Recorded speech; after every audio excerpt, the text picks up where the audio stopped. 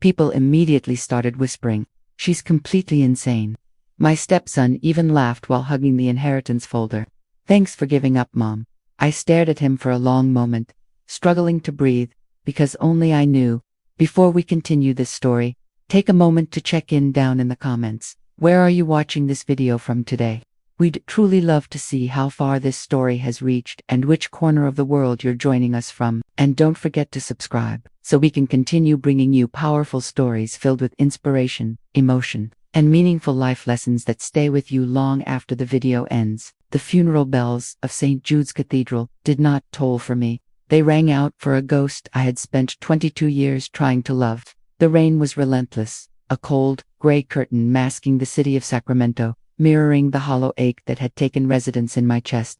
I stood by the mahogany casket, my fingers gripping the edge of my black lace veil until my knuckles turned white. Harold Stone was dead. The man who had built an empire from nothing but grit and a cold, unwavering ambition was now nothing more than cold ash and silk lining.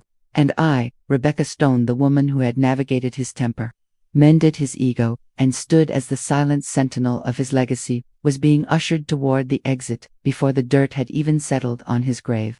"You look tired, Rebecca," a voice cut through the solemn air, sharp as a razor blade. I didn't need to turn to know it was Sidney. At 45, he carried his father's surname like a weapon. He was dressed in a bespoke suit that cost more than my first car, his posture radiating a predatory confidence. Beside him, Edwin stood with his hands in his pockets, his gaze sweeping over me with a mixture of pity and, more accurately, deep-seated disdain. "It's been a long 3 months, Sidney," I replied, my voice steady, though my heart hammered a frantic rhythm against my ribs. "3 months of playing nursemaid," Edwin added, his tone dripping with that insufferable, synthetic sympathy he had perfected over years of consulting. "We truly appreciate your contribution, Rebecca, truly, but I'm sure you're exhausted. All that hospital waiting, the medication schedules, it's a lot for someone like you, someone like me." I turned, meeting his gaze. My eyes felt dry, devoid of the tears they expected. "You know," Sidney stepped closer, his colon expensive, musky, and suffocating, filling the space between us. "The second wife, the one who came in when the foundations were already poured. We don't expect you to understand the complexities of the Stone estate. It's a legacy that requires a certain pedigree." The insult hung in the air, heavy and deliberate. They had never forgiven me for being the woman who made Harold happy, nor for the fact that I had occupied the space their mother had left behind. In their eyes, I was a decorative appendage, a trophy wife whose beauty had faded into the background of their father's high-stakes life. They saw the wrinkles around my eyes and the simplicity of my black dress as signs of weakness, failing to see the armor I had spent 2 decades forging in the heat of Harold's office. "I understand more than you think, Sidney," I said quietly. "Do you?" Emily, who had joined them, tossed her head, her diamond earrings catching the weak, filtered light of the sanctuary. She was the youngest, the most volatile, and the one who despised my presence the most. "Because the lawyers are arriving at the house at 4. We've already gone through the preliminary documents. There's really no need for you to be there, Rebecca. It's a business matter. Very technical. Very stoned." I looked at them, 3 vultures circling a carcass they believed was already theirs. They had already divided my life. They had already mapped out the house, the villa in Tahoe, and the company shares. They had treated my marriage as a temporary inconvenience to be resolved with a settlement check and a polite request to vacate the premises. "I'll be there," I stated. A flicker of irritation crossed Sidney's face. He wasn't used to being defied, especially not by the help, as he often referred to me in the privacy of his own mind. "Rebecca," he said, his voice dropping into that dangerous, patronizing register, "don't make this ugly. You've been the widow for 5 minutes. Don't start acting like an heir." I didn't answer. I simply turned away, walking toward the black sedan waiting at the curb. The rain began to fall harder, washing away the smell of lilies and damp earth. As I slid into the back seat, I caught a glimpse of them in the side mirror: Sidney, Edwin, and Emily, huddled together under an umbrella, laughing at some private joke, no doubt at my expense. They thought they had won. They thought they had stripped me of my home, my identity, and my future with a few strokes of a pen and a well-timed funeral. If only they knew, I thought, a strange, cold clarity settling over me. Harold hadn't been a good man, but he had been a brilliant one. And in the final, desperate months of his life, when his sons were nowhere to be found, when they were busy gambling away their own fortunes and failing at their own ventures. He had turned to the only person who had ever truly seen him. He had whispered things to me in the dead of night. He had left keys in drawers they would never think to open. He had trusted me with the truth, knowing that eventually the time would come for the balance to be restored. As the car pulled away, I reached into my handbag and touched the cold, brass key I had found taped to the back of his desk drawer. It was small, nondescript, and yet it was the key to their destruction. They wanted a funeral for the woman they thought I was. They didn't realize they were about to witness the resurrection of the woman they had spent 20 years creating. "Home, Rebecca?" the driver asked, his voice soft. "No," I said, looking out at the blurring city lights, the darkness of the evening matching the resolve hardening in my soul. "Not home, not yet. Take me to the office. I have a long night ahead." The engine purred as we merged into the heavy evening traffic. Behind me, the cathedral faded into the gloom. They would be at the house by 4, sipping scotch, finalizing the paperwork that would effectively erase me from the history books of the Stone legacy. They were preparing to celebrate. They had no idea that they weren't inheriting an empire. They were inheriting a trap. Loyalty is always considered cheap until its absence becomes a catastrophe. They had made their move, convinced of their brilliance and their birthright.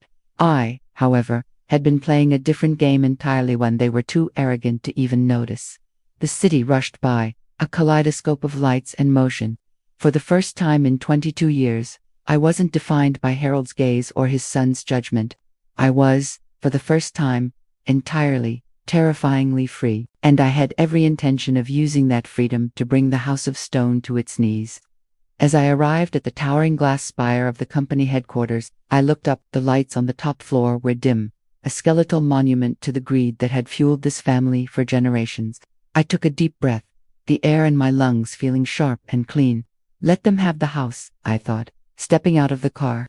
Let them have the furniture and the bank accounts, because when I was finished, they would realize that the only thing they really owned was the ruin they were currently building. I walked toward the revolving glass doors, the heels of my shoes clicking against the marble floor with the precision of a ticking clock. The game had begun, and the first move was mine. The iron gates of Stone Manor groaned as they swung open, a familiar sound that had once signaled Harold's arrival but now felt like the closing of a tomb.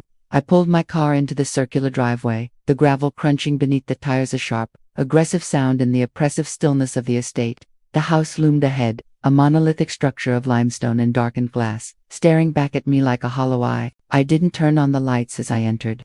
I didn't need them. I knew every shadow, every creak in the floorboards, every inch of the mahogany paneling that Harold had obsessed over. The air inside was stagnant, chilled by the central air that continued to run despite the absence of its master. It smelled of fading sandalwood and the lingering, metallic scent of the heavy cleaning chemicals the staff used to erase any trace of human occupancy. The silence was not merely an absence of noise, it was physical. It pressed against my eardrums, a suffocating weight that carried the echoes of every argument, every whispered promise, and every long, lonely night I had spent in this cavernous place. This was the fortress where they had kept me, the trophy they had tried to polish until I shone with their desired aesthetic, only to discard me when my utility waned. I walked directly to the study. This room was Harold's sanctum, a space forbidden to anyone else.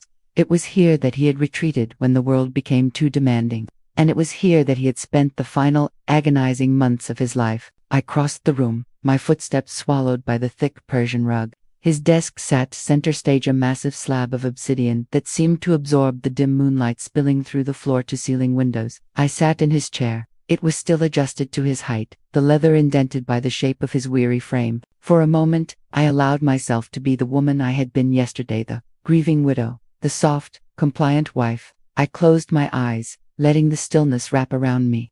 But then, the image of Sydney's sneer and Emily's dismissive laughter surfaced, burning through the numbness. The grief retracted, replaced by a cold, sharpened focus. I reached beneath the desk. I had watched Harold for years, observing the subtle, habitual movements he made when he thought he was alone. I knew about the hidden compartment in the lateral file cabinet, a space not documented in any architectural blueprint of the house. I pressed the small, almost invisible indentation on the side of the mahogany frame. With a soft, pneumatic hiss, a shallow drawer popped open. Inside, resting on a velvet cushion, was a small, leather-bound notebook.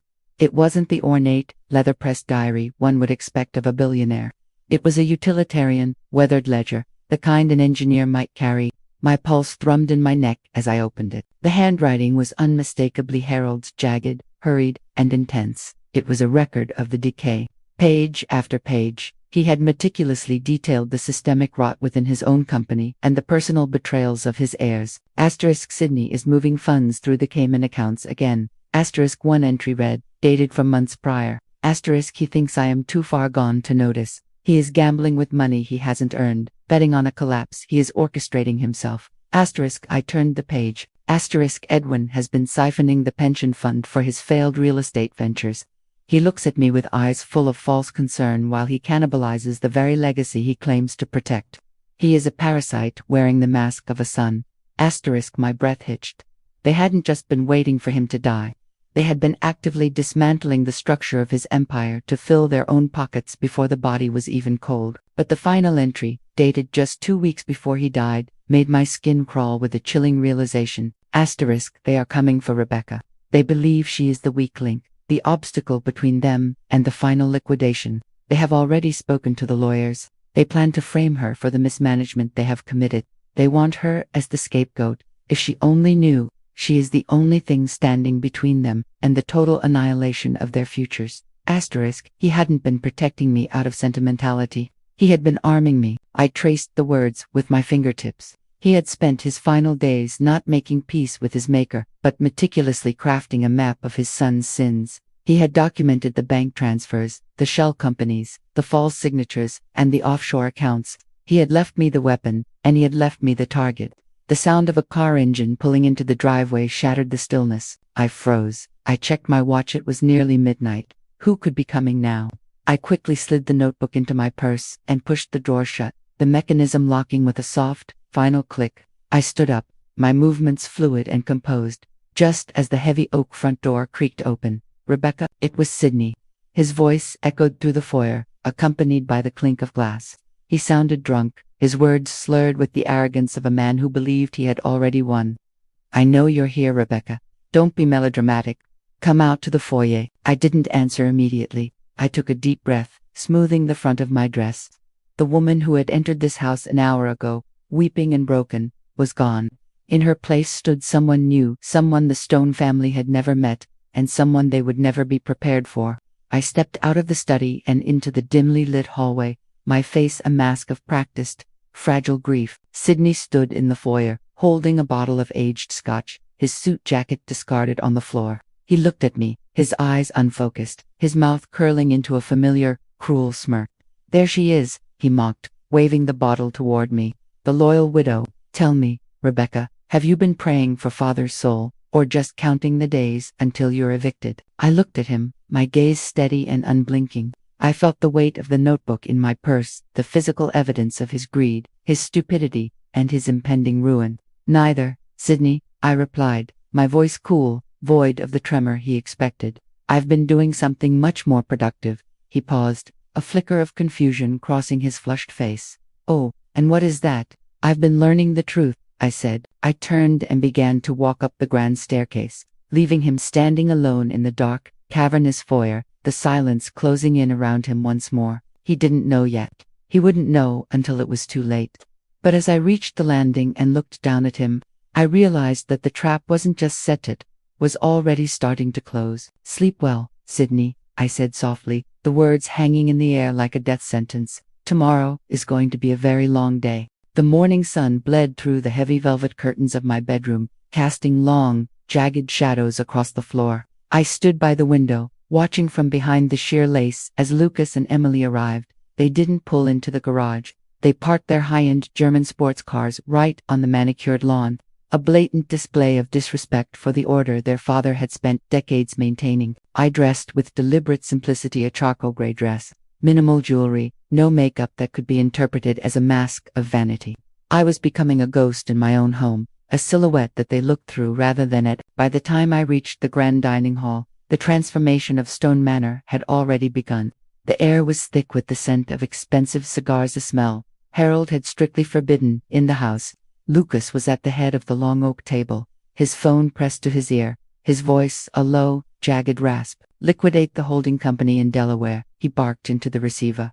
I don't care about the tax implications. We need the liquidity now. If the board asks, tell them it's part of the restructuring strategy. Yes, today, Emily was pacing the perimeter of the room, snapping photographs of the art collection paintings Harold had acquired over 40 years of travel. She was already cataloging them for auction. She stopped when she saw me, her gaze sweeping over my modest attire with a sneer that didn't quite reach her eyes. Oh look, the maid is awake, Emily said, her voice dripping with artificial sweetness. She turned to Lucas, who hung up his phone and leaned back, his eyes narrowing as he scanned me. Lucas, look at her. She looks like she's dressing for a charity gala for the indigent. She knows the script, Emily, Lucas retorted, not bothering to look at me. She knows she's not part of the new Stone look. The board meeting is at noon. We've invited the key stakeholders to the estate for a private briefing. I suggest you stay in your wing, Rebecca. We don't need your humble aesthetic confusing the narrative. I pulled out a chair and sat. The wood groaned under my touch. I believe I'll be joining the briefing, Lucas. I am, after all, the executor of the estate until probate is finalized. Lucas burst into a laugh, a sharp, mirthless sound that echoed against the vaulted ceilings. Executor, you're a placeholder, Rebecca. A sentimental attachment that we're currently in the process of severing. The briefing was a masterclass in performative cruelty. By noon, the estate was filled with the city's most influential venture capitalists and company board members. They were all there, hovering like moths to a flame, drawn by the prospect of the Stone Empire being carved up. I stood in the corner of the reception hall, clutching a glass of water, watching. She looks utterly lost, doesn't she? I heard Marcus Vane, the lead investor, whispered to Emily, "Is that the wife? She looks remarkably plain. She's a relic of a different era," Emily replied, her voice loud enough for me to hear. Dad's late life lapse in judgment. We're doing everyone a favor by wiping the slate clean. She has no place in the future of this firm. They expected me to defend myself. They expected a tearful outburst, a plea for dignity, or at least a flash of anger. They wanted to provoke me, to make me look hysterical, emotional, and unfit for the boardroom. But I gave them nothing. I stood there, head held high, my expression a vacuum of emotion. I watched as Lucas walked the investors through a restructuring plan, which was nothing more than a thinly veiled liquidation scheme. He spoke of growth and efficiency, while he was effectively stripping the company of its core assets to cover his own gambling debts, which Harold's notebook had so vividly documented. "Rebecca," Lucas called out, his voice smooth and challenging. He walked over to me, arm in arm with a potential buyer. "This is Mr. Holloway. He's interested in the logistics division. He was just asking about your living arrangements. I told him we'd be finding you a more suitable residence soon." Mr. Holloway offered me a pitying, dismissive nod. "My condolences on your loss, Mrs. Stone. It's a shame when things have to change so abruptly." I looked Holloway in the eye, then turned my gaze to Lucas. "Things are indeed changing. Mr. Holloway," I said, my voice quiet, cutting through the room like a blade of ice, "but I wouldn't be so quick to sign anything regarding the logistics division. It's currently encumbered by several unresolved internal audits." The room went silent. Lucas's face flushed a violent shade of red. He stepped toward me, his voice dropping to a dangerous hiss. "Get out.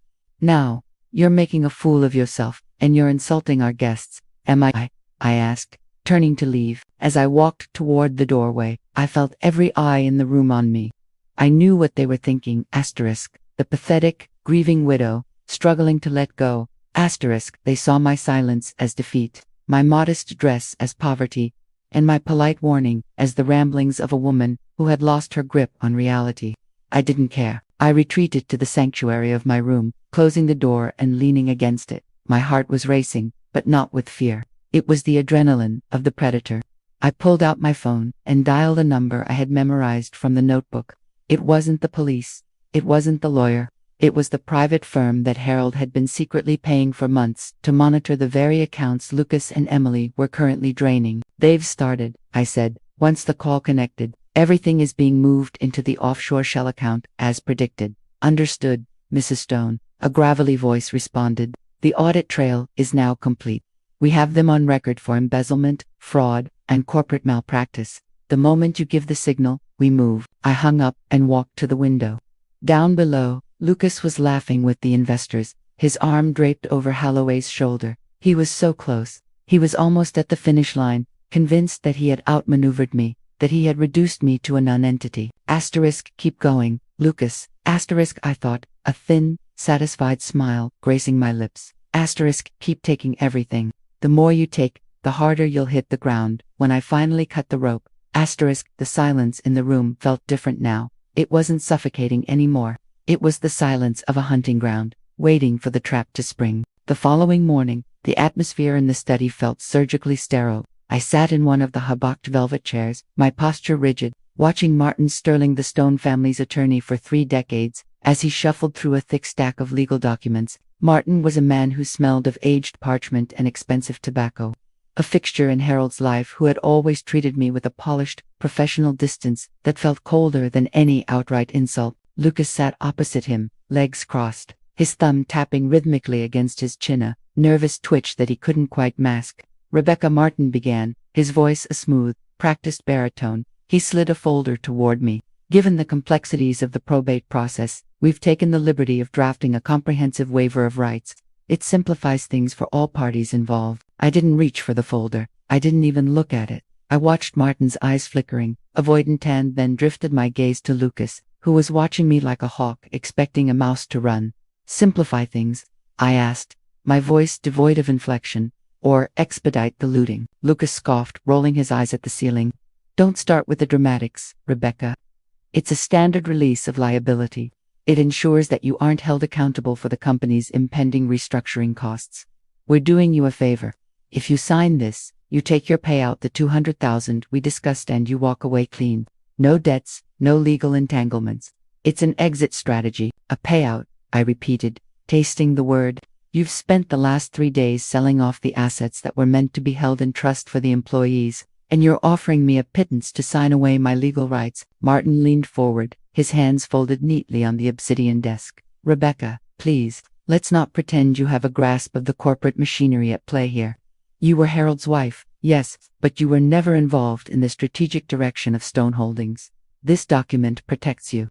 If you refuse to sign, the estate will enter a protracted, adversarial probate process. The legal fees will strip whatever assets remain, and you will be left with nothing but court costs. He was good. He was selling the lie with the same conviction he had used to sell Harold's vision for 20 years. But as I watched him, I recalled the entry in Harold's notebook, the one that detailed the kickback agreements between Martin Sterling and the offshore accounts that Lucas had been utilizing. Asterisk, Martin is the architect of the theft. Asterisk, Harold had written. Asterisk, he is the one who suggested the backdated signatures.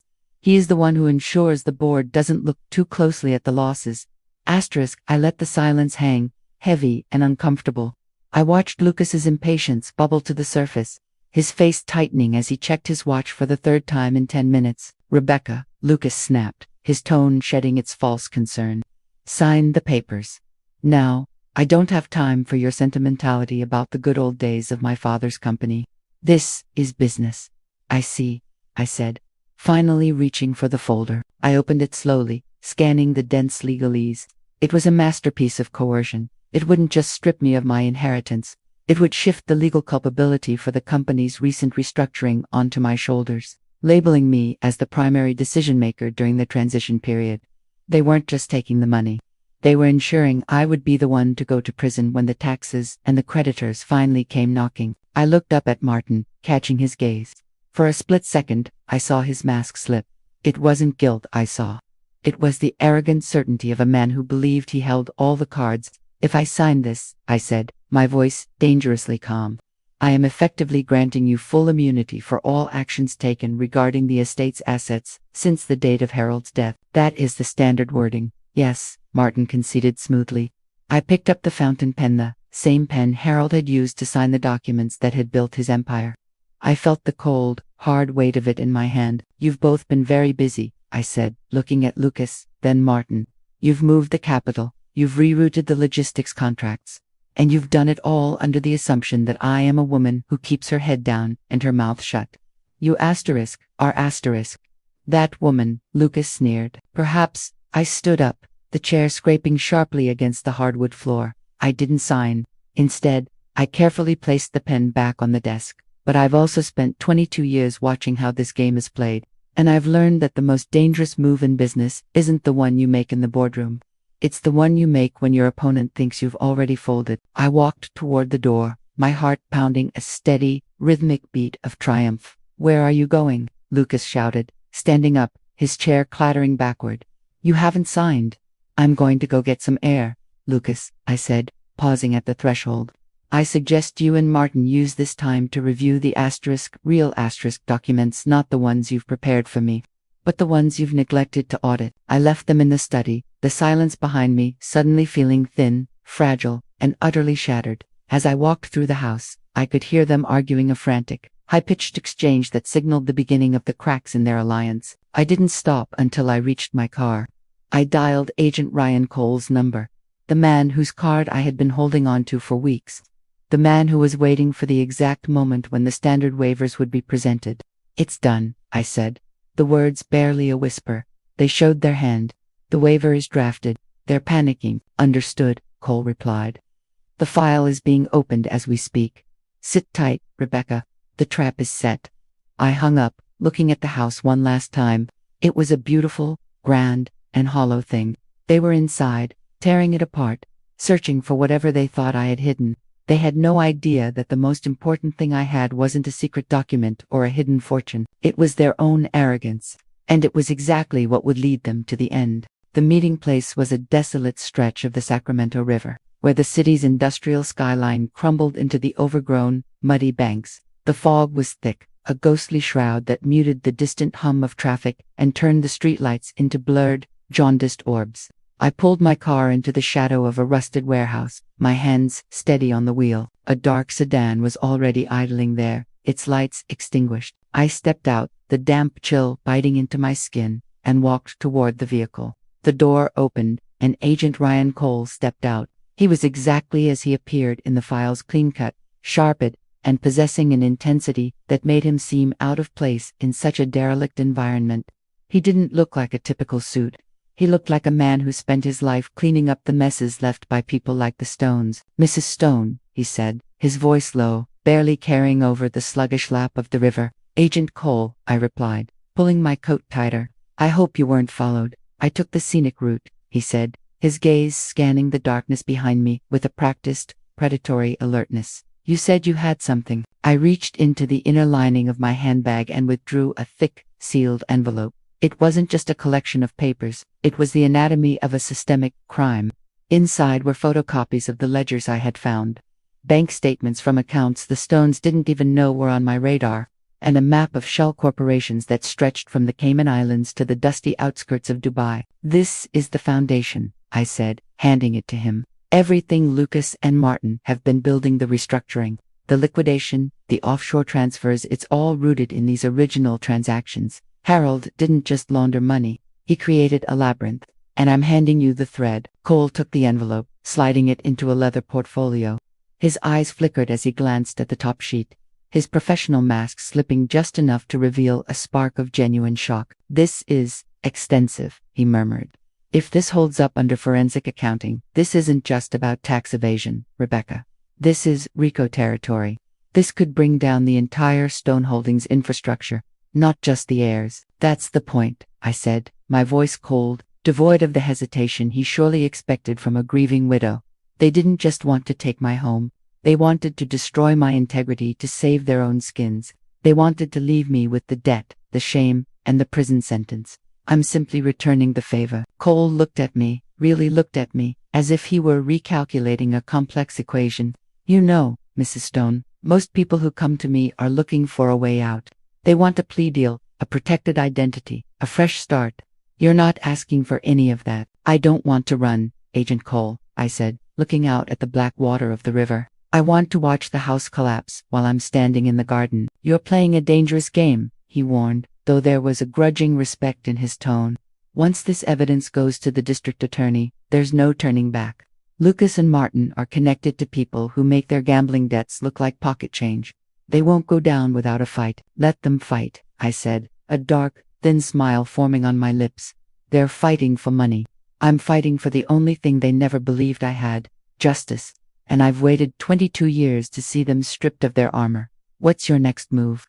Cole asked, putting the envelope into his car. I'm going back to the house, I said, turning to leave. I'm going to smile, I'm going to sign the waivers they're so desperate to see, and I'm going to let them believe that the trap is already sprung. When the board meeting happens next week, they'll be ready to finalize the liquidation. That's when you strike. That's when you ensure that every contract, every asset, and every offshore cent is frozen. It's going to be chaos, Cole said. It's going to be a masterpiece, I countered. I walked back to my car, the gravel crunching beneath my heels. I felt light, as if the suffocating weight of the last 2 decades had been lifted, replaced by a crystalline clarity. The path ahead was jagged and dangerous, but for the first time, it was my path. As I drove away, I looked in the rearview mirror. Cole's sedan was already pulling out, fading into the gloom. He was taking the bomb, and I was going back to the site of the detonation. The mansion awaited, full of secrets, betrayal, and the ghosts of my past. But as I merged onto the highway, watching the city lights of Sacramento glitter in the distance like a field of broken glass, I realized something. The Stone family had spent years calling me the second wife, the outsider, the burden. They had treated my existence as a rounding error in their grand designs. They had made a fatal mistake. They had underestimated not the woman I was, but the woman they had forced me to become. And tomorrow, when I walked into that house, I wouldn't be playing the widow anymore. I would be playing the executioner. The phone in my pocket buzzed. A message from Lucas. *, where are you? Martin is waiting. Sign the papers or we're going to the probate judge with a petition to have you removed. *, I typed a single word in reply. *, then I put the phone in the glove box, accelerated, and vanished into the night. The boardroom at Stone Holdings was a cold glass-walled aquarium suspended 40 stories above the city. It was a space designed to intimidate, with its floor-to-ceiling views of Sacramento, and a mahogany table that could seat 20 men comfortably, men who, for the most part, had spent their careers deferring to the Stone name. When I entered, the silence was instant and heavy, like the air before a lightning strike. Lucas stood at the head of the table, his tie loosened, his hair slightly disheveled, the look of a man playing the part of the overworked visionary. Beside him, Martin Sterling sat with a stack of legal pads, looking like a vulture waiting for the first sign of blood. Emily stood by the window, swirling a glass of sparkling water, her gaze darting toward me with a mixture of predatory glee and impatient loathing. "Glad you could join us, Rebecca," Lucas said, his voice echoing in the vast, sterile space. He didn't offer me a seat.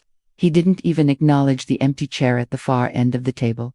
We were just reviewing the liquidity crisis, or, as I prefer to call it, the cleanup phase of Father's mismanagement. I walked toward the table, my pace unhurried. I could feel the eyes of the board members, the men who had toasted my marriage 20 years ago, now stripping me of my dignity with their stares. I was, in their eyes, the interloper, the woman who had wandered out of the kitchen and into the boardroom, completely out of her depth.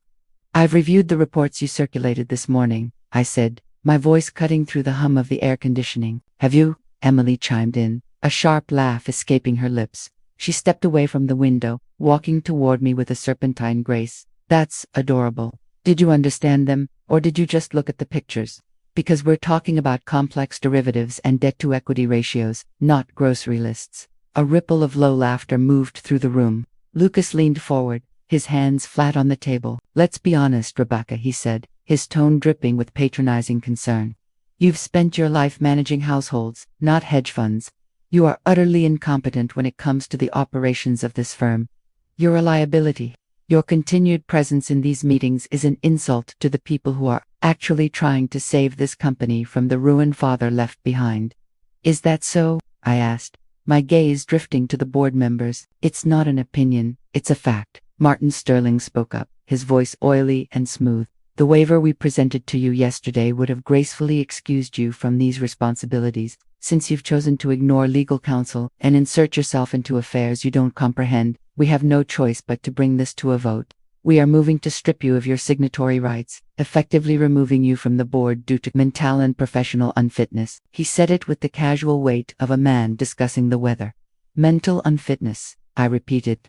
"That's a bold claim, Martin." "The evidence is clear," Emily cut in, her voice rising, drawing the attention of the entire room. "You've been wandering the house, selling off personal effects, hiding in the study, and acting paranoid about routine financial documents. You're grieving, Rebecca. It's sad, really, but you're a ghost. You don't know what's happening. and you're dragging the company down with your inability to grasp reality. She walked right up to me, invading my space, her eyes bright with a manic, desperate energy. Why don't you just do the right thing? Walk away. Save yourself the humiliation of being voted out and escorted from the building by security. Isn't that what you want? To be free. The room went deathly quiet. This was the moment. The peak of their performance. They were putting on a show for the board, painting me as the frail, unhinged widow, so that when they finally forced the liquidation, there would be no one left to question the morality of the act. I looked at Lucas. His eyes were wide, waiting for the crack.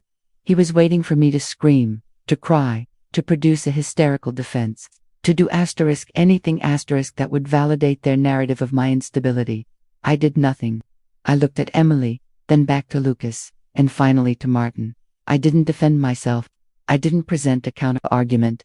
I didn't point out the embezzlement, the forged signatures, or the shell companies. I simply remained silent. I stood perfectly still, my breathing steady, my expression a blank, serene mask. I let the insults wash over me. I let them call me incompetent. I let them label me as unhinged. I let them suggest I was a failure in every possible way. The silence stretched for 10 seconds, 20, 30. The discomfort began to shift. It moved from me to them. Lucas started to shift his weight. Martin began tapping his pen nervously against the mahogany. The board members exchanged uneasy glances. My refusal to fight back, my refusal to acknowledge their barbs, began to dismantle their performance. They couldn't defeat a wall of silence. They couldn't spar with a vacuum. Well, Lucas barked, his voice higher than before, an edge of genuine panic creeping into his tone. Do you have anything to say for yourself? Or are you just going to stand there and prove us right? I continued to look at him, my eyes unblinking, my face devoid of judgment. I felt a surge of cold, exhilarating power. I didn't need to win this round. I only needed to let them exhaust their ammunition. I simply turned around, without a word, without a backward glance. I walked toward the glass doors of the boardroom. Where are you going? Lucas shouted, his composure finally fraying. We aren't done here. Security. I didn't stop. I stepped through the doors, the automatic seal hissing shut behind me. As I walked down the long, carpeted corridor of the executive wing, I could hear the muffled, chaotic shouting from inside the room. They had won the vote. They had humiliated me, and yet, they sounded like they were losing their minds. I reached the elevator and pressed the button. As I waited, I caught my reflection in the polished chrome of the doors. I looked calm. I looked composed. I looked like a woman who had just walked away from a burning building, knowing exactly when the roof was going to collapse. They had their victory. They had their vote. They had their humiliation. But they had no idea that while they were busy painting me as incompetent, I had spent the last hour ensuring that their own signatures were already being logged into the federal database. Keep celebrating. I thought as the elevator dinged and the doors slid open. The harder you laugh today, the more silent you'll be when they come for you tomorrow. I stepped into the elevator, the heavy metal doors closing between me and the stone empire, and for the first time in my life, I began to smile. The rain that evening was not a gentle drizzle. It was a deluge, a relentless, icy assault that turned the world into a blurred charcoal sketch. I didn't turn on the headlights as I backed my car out of the Stone Manor garage for the final time. I didn't need them. I knew the winding path of the estate by heart, a path I had traversed for 2 decades, always carrying the weight of someone else's expectations. Tonight, I was traveling light. The trunk of the car was heavy with boxers, not gold, not jewelry, but the mundane artifacts of a life I had never truly owned. Clothes I had bought to please Harold's tastes, books he had insisted I read, trinkets that had accumulated like sediment in the corners of my existence. I stopped at a storage locker facility 3 towns over, a place no one in the stone circle would ever frequent. The facility was quiet, save for the rhythmic drumming of the storm against the corrugated metal roof. I spent hours methodically unloading the boxes. I didn't keep a single photograph of Harold, nor a single piece of silk or lace that had been purchased with stone money. By the time I drove to the dingy all-night consignment shop in a part of the city where the neon signs flickered like dying pulses, I was soaking wet. The shopkeeper, a man with tired eyes and nicotine-stained fingers, looked at me with curiosity. He saw a woman in a soaked high-end trench coat, her hair plastered to her skull, shivering not from the cold, but from the sheer kinetic energy of erasure. "You selling all this?" he asked, gesturing to the designer goods I laid out on the counter. This is high-end stuff, ma'am. Why are you dumping it at 3 in the morning? I don't want it to have my scent on it anymore, I said, my voice steady, though my hands were trembling. I want it gone. All of it. He didn't ask again. He just started counting the cash. When he handed me the thick wad of bills, it felt like paper, not money. It was the price of my liberation. I took the cash and walked back out into the freezing downpour. I drove to the outskirts of the city, to a small, nondescript bridge that crossed the American River. I stopped the car and walked to the edge. The river was swollen and angry, a black vein rushing toward the sea. I took my wedding ring, the 3-carat diamond Harold had insisted I wear, the one that had served as a visual testament to his ownership, hand, held it up to the pale street lamp. It caught the light, cold and hard. It was a beautiful prison. I didn't hesitate. I didn't feel a pang of nostalgia. I flicked my wrist, and the diamond tumbled through the air, swallowed instantly by the churning black water. It was gone. No ripple, no trace.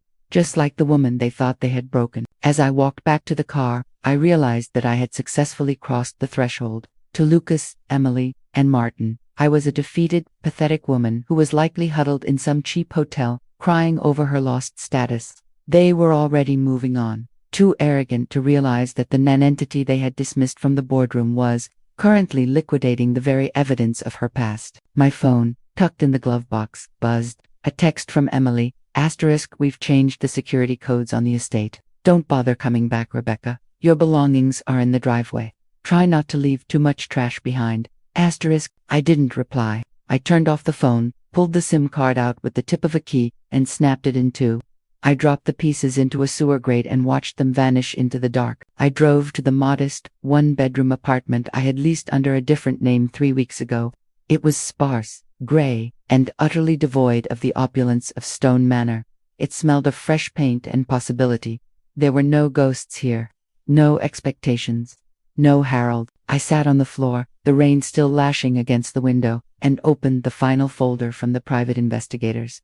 It contained the real-time tracking of Lucas's current offshore account. He had just moved $4 million out of the company pension fund, a crime so flagrant and so poorly obscured that it would trigger an automatic alert to the SEC within 48 hours. I felt a shiver, not of cold, but of profound, terrifying anticipation. They thought I was fading away, disappearing into the irrelevance of a life without their money. They didn't understand that by casting me out, they had stripped away the only thing that had been keeping me bound to the rules of their game. I was no longer the widow. I was no longer the outsider. I was simply the storm that was about to hit them. I laid down on the mattress, listening to the rain. For the first time in 22 years, I slept without dreaming of the mansion. I slept with the clarity of a woman who had already won, even if the world didn't know it yet. The disappearance wasn't an act of cowardice. It was the ultimate strategic maneuver. When they looked for me tomorrow, they would find an empty chair, an empty house, and an empty life. And in that emptiness, they would finally be forced to look at each other. That was when the rot would truly begin to show. The champagne in the Stone Manor dining room was vintage, chilled to perfection, and tasted, for Lucas, like the sweet nectar of ultimate control. The house, my house, until 48 hours ago, was now a temple to their ego. The grand chandeliers, which I had spent years meticulously dusting, now sparkled over a sea of industry sycophants, venture capitalists, and the sort of socialites who smell desperation the way sharks smell blood. "To the future," Lucas declared, his voice echoing off the vaulted ceilings as he raised a crystal flute. He looked polished, powerful, and utterly deluded. "To the shedding of dead weight and the dawn of the stone era." Emily, draped in a gown that cost more than a mid-sized sedan, clinked her glass against his, her laughter ringing out like breaking glass. "To the ghost of the widow," she giggled, her eyes bright with the manic, hollow triumph. "May she enjoy her suburban oblivion. I heard she's living in some dreary complex near the airport. Can you imagine? From pearls to plastic cutlery, they were toasted as geniuses, as the heirs who had the courage to clean house. They truly believed that by forcing me out, they had excised the last vestige of their father's conscience. They saw the waiver I had left, unsigned, or rather, the one I had left behind in the study, as proof of my submission. They thought my silence at the board meeting was the sound of a woman who had simply run out of options. Meanwhile, 12 miles away, my world was reduced to the essentials of a survivalist's bunker. My apartment in the suburbs was a study in beige and shadow. There were no chandeliers here, only a single pendant light that flickered whenever the wind caught the old building's wiring. I sat at a small, laminated table, the kind you buy at a big box store and assemble yourself with a laptop open. The screen was a dashboard of chaos, real-time monitoring of the Stone Holdings server traffic, the ping counts from the offshore accounts, and the internal memos Lucas was sending to his shell company contacts. I didn't have champagne. I had black coffee, bitter and cold. The contrast was staggering. Every time a notification chimed on my screen, I watched another layer of their victory unravel. Lucas had just finalized the transfer of the logistics division's remaining equity into his personal holding company, a move that was, on paper, a brilliant maneuver, but in the eyes of the law, a textbook case of asset stripping. He was essentially building a grander, more ornate pyre to burn himself on. I checked my reflection in the window. My hair was pulled back in a simple, tight knot. I wore an oversized gray sweater, my face devoid of the expensive serums and powders that had once been part of my Stone uniform. I looked younger, sharper, and far more dangerous. I was invisible here. To the world, I was just another woman paying her rent, waiting for the bus, lost in the hum of suburban life. But behind the screen, I was the architect of their downfall. Asterisk, they're dancing. Asterisk, I whispered to the empty room, watching the live feed of the party streamed via a discreetly placed device. In the Manor's foyer, one of the many relics of Harold's paranoia I had activated before leaving. On the screen, I saw Martin Sterling approaching Lucas. Martin looked frayed, his movements jerky, the confident attorney replaced by a man who was clearly vibrating with suppressed panic. He leaned into Lucas's ear, his hand trembling as he held his drink. I couldn't hear their words, but I could read their bodies. Martin was telling him something. Something about the audit trail. Something about the SEC inquiry that had just been quietly filed. Lucas's expression didn't shift immediately. He was too deep in the performance of the untouchable air. But then, his hand tightened on his glass. He turned, his gaze sweeping the room, no longer looking for allies, but for threats. He was starting to feel the phantom weight of the noose. I took a slow sip of my coffee. I didn't feel pity. Pity was for people who didn't understand the nature of the trap. I had lived in that house for 22 years, listening to them discuss how to crush competitors, how to manipulate markets, and how to discard anyone who threatened the bottom line. They had taught me the lesson of the Stone legacy. Asterisk, everything has a price, and every empire is built on the belief that you are the exception to the law. Asterisk, they were just finding out that they weren't. Outside, a car pulled into the parking lot of my complex, its lights sweeping across my wall. I moved away from the window, my heart steady. I didn't need to be in the ballroom to win. I only needed to be the one holding the switch when the lights went out. Lucas and Emily were living their best lives, bathed in the warmth of stolen light. They were so busy congratulating themselves on their victory that they hadn't bothered to notice the temperature had dropped. The winter of the Stone family was coming, and I was the only one with a coat. The phone call arrived at 2:14 a.m. at time chosen, no doubt, for its psychological intrusion.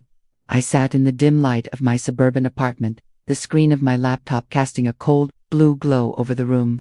When the phone vibrated against the laminated table, I didn't reach for it with haste. I watched it for a long, steady moment, the name Emily Stone flashing like a warning beacon in the dark. I picked it up, pressed the speakerphone, and placed it on the table. I didn't speak. I didn't have to. Are you still awake, Rebecca? Emily's voice was slurred, the jagged edge of intoxication barely concealing the venom underneath. She was clearly still at the mansion, the ambient sound of a lingering, drunken after-party echoing in the background. I just wanted to call and let you know. The house feels so much better now, lighter. It's like we've scrubbed the very air of your presence. I remained silent. I kept my breathing slow, my gaze fixed on the real-time data streaming across my laptop, the digital pulse of their demise. Are you even there? She snapped, her voice rising in irritation. Or have you finally retreated into that pathetic, nonverbal state you used to master when father would yell at you? Honestly, the mediocrity of your life must be deafening. I drove past the zip code where you're hiding today. It's quaint, in a tragic, soul-crushing sort of way. She laughed, a harsh, brittle sound. Do you miss it? The pearls, the staff, the feeling of being Mrs. Stone. Because you never were, you know, you were just a placeholder. An expensive accessory father bought to keep the house from feeling too large. Now that you're gone, the estate is finally breathing again. We've sold the art you used to fuss over. We've replaced the furniture you chose with pieces that actually have a sense of style. I listened, my expression neutral, my hands resting calmly in my lap. I wasn't hurt. I wasn't insulted. I was watching her dismantle her own sanity. Every word she spoke was a testament to the hollow void that defined their lives. They had spent their existence trying to fill their emptiness with stolen assets, and now that they had them, they were desperate to have anyone witness their triumph. "You're not saying anything," Emily continued, her voice growing more manic, the ego fueling her need for a response. "Is it because you realize how small you are? How easily you were erased? You left without a fight. You signed the waiver well. You left it behind, which is effectively the same thing. You were so desperate to escape the shadow that you didn't even notice we'd already pushed you into the grave." She began to pace. I could hear the rhythmic tap of her heels against the marble floor of the foyer I once called home. "I bet you sit there, in your lonely little box of an apartment, wondering if we ever think about you. I have some news, Rebecca. We don't. You're a footnote. A mistake that father made in his old age. And the best part, no one will ever remember you were part of this family. We've scrubbed you from the records. The staff, the lawyers, the board, everyone is ready to move on." She paused, waiting for the crack. She was baiting me, trying to incite a scream, a sob, or a threat, anything to validate her version of reality, where I was the victim and she was the architect of my misery. I stared at my laptop screen. A red notification box had just appeared. Asterisk transaction flagged. Unauthorized transfer to account ending in 8,892 amount. $1,250,000. Lucas had just moved another chunk of the operating capital. He was running out of time, and he was getting sloppy. "Are you going to cry?" Emily whispered, her voice dropping into a mockery of intimacy. "Does it hurt to realize that you were never anything more than a ghost in our halls?" I stood up and walked to the window, looking out at the silent, nondescript suburban street. I felt a surge of cold, razor-sharp satisfaction. She was so consumed by the need to diminish me that she didn't realize she was standing on a trapdoor that was currently being unbolted. "I'm still here, Emily," I said softly, my voice devoid of emotion, the same tone I had used in the boardroom. "And you'll be here for the rest of your sad little life," she shrieked, the mask of cool superiority finally slipping to reveal the raw, desperate resentment beneath. "Enjoy the silence, Rebecca, because it's the only thing you'll ever have." She slammed the phone down. The dial tone hummed in the empty apartment, a clinical, final sound. I picked up the phone, turned it off, and set it back on the table. Emily thought she had one. She thought she had established the hierarchy of power, that she had asserted her dominance over the woman who had dared to be her father's wife. She was right about one thing. I was enjoying the silence. It was the silence of a countdown. I looked at the notification on my laptop again. Asterisk transaction flagged. Asterisk, asterisk, scream all you want, Emily. Asterisk, I thought, turning back to my screen. Asterisk, the noise you're making is just a distraction from the sound of your own world coming apart at the seams. Asterisk, I leaned into my keyboard, my fingers moving with the precision of an assassin. I didn't need to insult her back. I didn't need to argue. I just needed to ensure that the next time we spoke, she wouldn't be holding a glass of champagne in a mansion. She'd be holding a cell door handle. The lights in the finance department of Stone Holdings didn't flicker, but to Linda Moore they seemed dim with every keystroke. It was 3 a.m., and the office was a cathedral of hushed hums and glowing monitors. Linda, the company's lead accountant for 15 years, sat frozen in her ergonomic chair, her eyes scanning the digital ledger that had just finally been She had spent weeks trying to reconcile the books Harold left behind, assuming they were just sloppy, the work of an aging man losing his grip on the empire. But tonight, the truth had coalesced into a terrifying, undeniable architecture of fraud. It wasn't just Harold's mess. It was a structural collapse. Every offshore shell company, every consulting fee paid to companies that didn't exist, every diverted pension funded, all led back to the same nexus, the Stone heirs. And beneath it all, hidden in a subfolder that required administrative clearance even she hadn't known existed, was a file titled *Guido _defense _protocol *. Linda's heart hammered against her ribs like a trapped bird. She knew what she was looking at. She was the one who had processed the invoices. She was the one who had signed off on the audits. If the feds traced this end, they would, because the trail was now glowing like neon. She wouldn't just lose her career. She was the fall guy. "Oh God," she whispered, her voice cracking in the dead quiet office. She stood up, her knees weak, and began pacing the narrow confines of her cubicle. She had to talk to someone. She had to know if Harold had told anyone else. Rebecca, the widow, the woman everyone in the office had labeled the quiet one, the woman Lucas and Emily had treated like furniture. Linda remembered the way Rebecca would bring coffee to the accounting floor, always polite, always observant, always silent. At the time, Linda had dismissed her. Now, she realized the widow had been looking at the same numbers she was. She grabbed her personal cell phone, her fingers trembling so violently she nearly dropped it.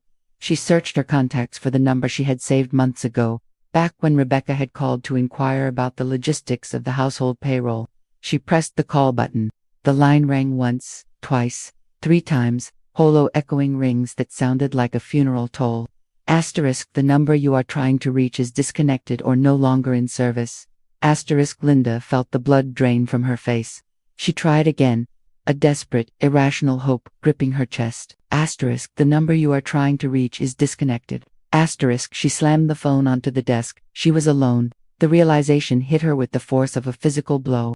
Lucas was at the mansion, likely drinking and celebrating his newfound power, completely unaware that the accounting department was currently sitting on a ticking nuclear bomb. Emily was probably sleeping in a designer bed, oblivious to the fact that her luxury lifestyle was predicated on a series of crimes that were now being logged in real time by the Linda looked at the screen. The trail wasn't just emerging. It was being confirmed. An automated notification pinged on her monitor. Codator access granted. External agency audit. Batch number 770 for Alpha. It was happening. The external audit that had been quietly authorized by an anonymous stakeholder, perhaps by the ghost of Harold himself, was scanning the company's server. She bolted from her desk, her mind racing. She needed to get out of the building, to disappear, to find Rebecca. If Rebecca had cut ties, she knew something. She had left the mansion for a reason. Linda scrambled to her computer, hitting Control at the latest arrest to wipe her local cache. But it was too late. The system administrator's terminal began to pulse with a warning light. Browser activity detected. Linda Moore. Unauthorized data deletion attempted. Alert. Triggered to legal department. Her chest tightened. Legal. Martin Sterling. She grabbed her coat and sprinted toward the elevator, her heels clicking frantically against the polished marble lobby floor. As the elevator doors slid open, she saw a security guard staring at his radio, his brow furrowed. He looked up, saw her, and his eyes narrowed. "Ms. Moore, you're not supposed to be in the office at this hour, okay? I forgot my keys," she stammered, her voice a high, thin whistle. "You're not supposed to be here," the guard repeated, stepping forward. "Mr. Stone left orders that no one was to be on the accounting floor tonight." She didn't answer. She turned and ran for the revolving doors, bursting out into the cold, damp Sacramento air. She had no destination, no plan, and the woman who held the only key to the truth had vanished into thin air. Behind her, the high-rise office building loomed, a glass monument to a family that was currently feasting on their own destruction. She stood on the sidewalk, shivering in the rain, a small, terrified woman clutching a purse that held no answers. Somewhere in the suburbs, in a quiet, dark apartment, I sat watching the screen. I saw the alert on the system administrator's terminal. I saw Linda Moore flee the lobby. I leaned back in my chair and watched the red dot of her location marker, a tracking device I had placed in her company phone weeks ago, flicker on the map. Run, Linda. I thought. Run, as far as you can. But you're not looking for a savior. You're looking for a mirror. And you're about to realize that we're the only 2 people who know where the bodies are buried. I picked up my coffee, taking a sip as I watched her dash frantically toward the transit station. The panic was spreading. The internal pressure was rising. The Stone mansion was still standing, but the foundation was already liquid. The boardroom at Stone Holdings had become a theater of the absurd. By 8 a.m., the air was thick with the scent of stale espresso and the metallic temps of unbridled rage. Lucas stood at the head of the obsidian table, his face a mask of sweating, jagged desperation. Emily was pacing the length of the glass wall, her designer heels clicking like a metronome of impending doom. "You're trying to leverage the logistics division for another private loan," Emily shrieked, her voice cracking as she threw a stack of documents onto the table. "Lucas, that's insane. The board is already breathing down our necks about the Q2 shortfall. If you leverage those assets now, We won't even have a company to liquidate by Friday. I am the CEO, Emily Lukoth, Lucas roared, slamming his fist onto the table so hard the crystal water pitcher rattled. I make the calls. You're just the one who spent $3 million on a rebrand that nobody asked for. You're the one who dragged us into this debt trap of a lifestyle. You don't get to lecture me on leverage when you're the one holding the damn bag. I am the one who kept the board from firing your pathetic ass after the Nevada gambling scandal, she hissed, stepping into his personal space, her eyes wide and manic. If I go down, you go down. We're in this together, whether you like it or not. They were tearing each other apart to predators, suddenly realizing they were trapped in a cage with no exit. In my suburban apartment, I watched it all through the high-definition feed of the boardroom's integrated camera. I wasn't just observing. I was the unseen conductor of their symphony of ruin. System status locked, I whispered to the empty room. 10 minutes ago, I had remotely engaged the security lockdown protocol, a fail-safe Herald had originally installed to prevent corporate espionage. It was meant to seal the executive wing in case of a hostile takeover. Now, it was a tomb. The heavy, reinforced glass doors of the boardroom had hissed shut, sealing automatically. When Lucas had tried to force them open, he found the electronic keypads dead. The light panels had shifted from a calm, professional blue to a pulsating, warning crimson. The air conditioning had cut out, replaced by a low, stifling heat. "What is this?" Lucas yelled, lunging for the door and pounding on the glass. "Hey, security, unlock the door." He turned to the internal intercom system, his fingers frantic against the buttons. "Get me the IT director. Now." But the intercom was silent. I had routed the lines to a pre-recorded loop of static. They were completely isolated. They couldn't call their assistants. They couldn't reach Martin Sterling. They couldn't even see the external security feeds because I had blacked out their screens, replacing them with a simple, mocking prompt. *X denied. Contact administrator, *. Emily stood in the center of the room, her eyes darting toward the ceiling, realizing for the first time that this wasn't a mechanical glitch. She looked at Lucas, who was now frantic, trying to pry the heavy glass door with a heavy paperweight. "Lucas," she whispered, her voice trembling, "it's not just the door. Look at the server logs." She pointed to the main wall monitor. Instead of the stock tickers and the company growth charts, the screen was displaying a singular, scrolling text log. It was a list, thousands of entries of unauthorized fund transfers, account deletions, and the very signatures they had spent months forging. It was their life's work, laid bare for them to see in the glare of the morning sun. "Who did this?" Lucas gasped, his face draining of all color. "Who has the override code?" He stopped. He looked at the empty seat at the end of the table, the seat where I had sat for 20 years, the seat they had mocked, the seat they thought was beneath them. "Rebecca," he breathed. "She doesn't have the clearance," Emily retorted, though her hands were shaking violently as she clutched her phone, which was showing a Starascono service. *. She's a housewife. She doesn't know how to code. She doesn't know the system. She knew everything." Lucas screamed, turning on his sister, his veneer of CEO completely shattered. She was in the room every time we talked business. She was sitting right there, taking notes, pouring the coffee, listening to every damn word. I leaned back in my chair in my quiet, dark apartment, sipping my coffee. I watched them crumble. I watched the CEO and the heiress devolve into two frightened children, realizing that the burden they had discarded was actually the one holding the kills. They weren't fighting for company control anymore. They were fighting for the realization that they had never been in control to begin with. "You should have let me have the house," I murmured to the screen, watching as Lucas slumped to the floor, his head in his hands. Outside, the first sirens began to wail, not company security, but the heavy, authoritative sirens of federal agents. I had scheduled the arrival of the SEC and the FBI for exactly 10 minutes from now. I checked my watch. The show was about to start, and for the first time in their lives, Lucas and Emily Stone would have a front-row seat to the truth. The rain had finally ceased, leaving Sacramento in a state of damp, glistening suspension. Inside my apartment, the air was still, save for the soft, rhythmic whistle of the electric kettle. I poured the boiling water over the loose-leaf tea, the steam rising in delicate, ghostly ribbons that vanished into the dim light of the room. It was a simple, grounding ritual, a stark contrast to the digital carnage I was orchestrating. Across my small, laminated table, the landscape of the Stone Empire lay in ruins. not in physical stones and mortar, but in the brutal, black-and-white ink of sworn affidavits, forensic audit reports, and the incriminating correspondence I had spent weeks categorizing. I sat down, the ceramic mug warming my palms. The silence of the apartment was no longer the oppressive weight I had feared. It was a sanctuary of absolute clarity. My laptop screen was split into 3 windows. On the left, the encrypted portal to the Department of Justice's portal, waiting for the final digital signature. In the center, the master document, an exhaustive, 200-page summary of every fraudulent transfer, every laundered dollar, and every instance of elder abuse committed against Harold in his final, vulnerable months.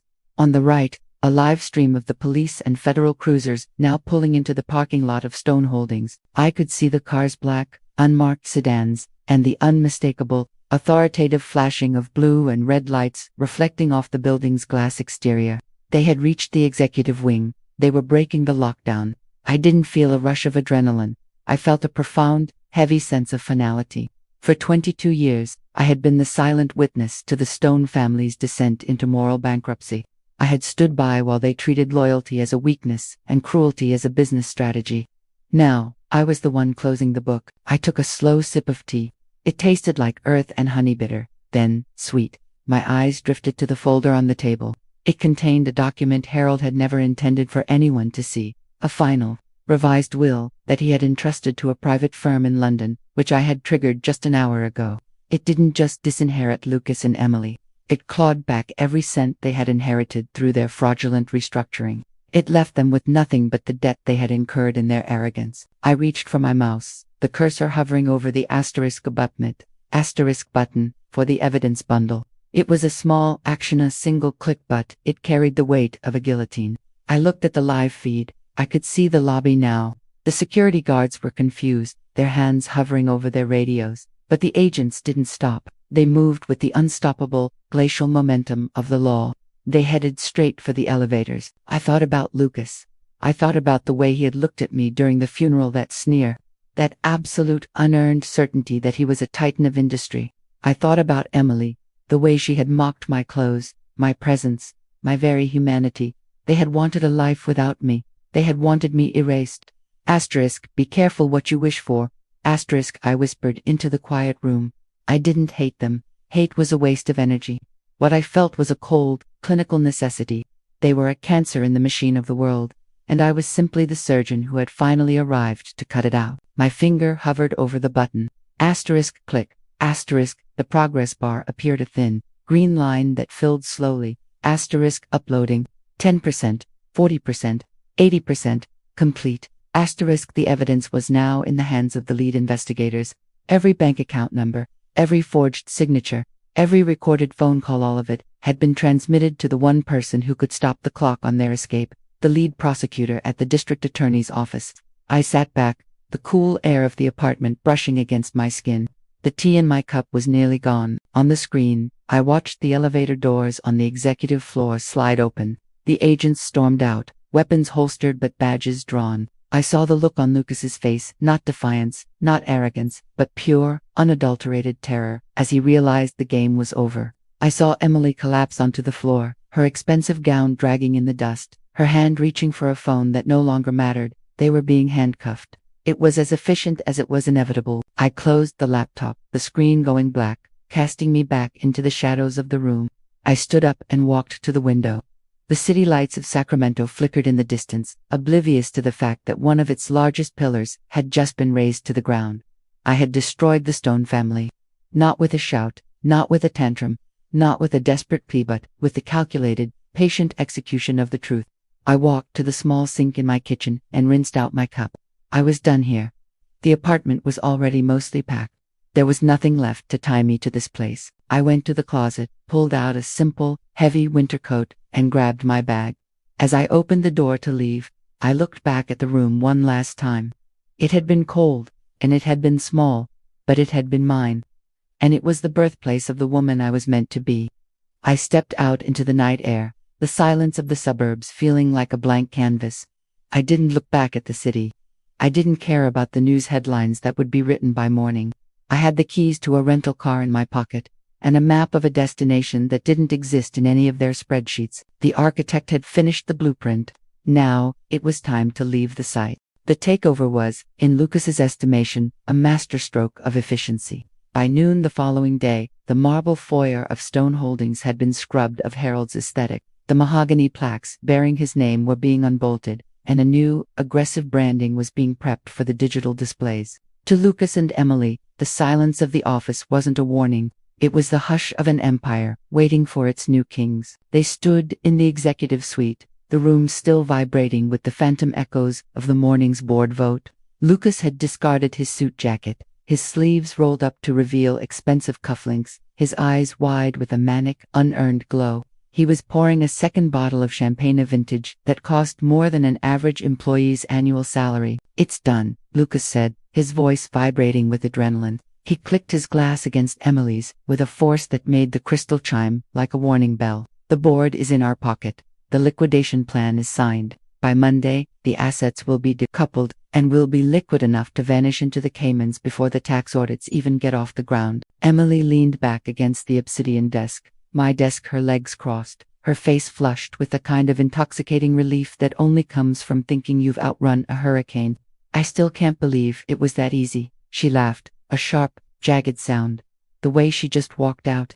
No lawyer, no injunction, no fight. She truly was the mouse we thought she was. "She was a placeholder," Lucas corrected, taking a long, greedy gulp of champagne. "She didn't have the stomach for the Stone legacy. People like her, they crumble the moment things get high stakes. She's probably sitting in some basement, crying over a box of Harold's old ties. While we're busy positioning ourselves to be the most powerful siblings in the state." They paced the room, the two of them, circling the throne they had fought for. They began to divide the spoils, their voices rising in a crescendo of greed.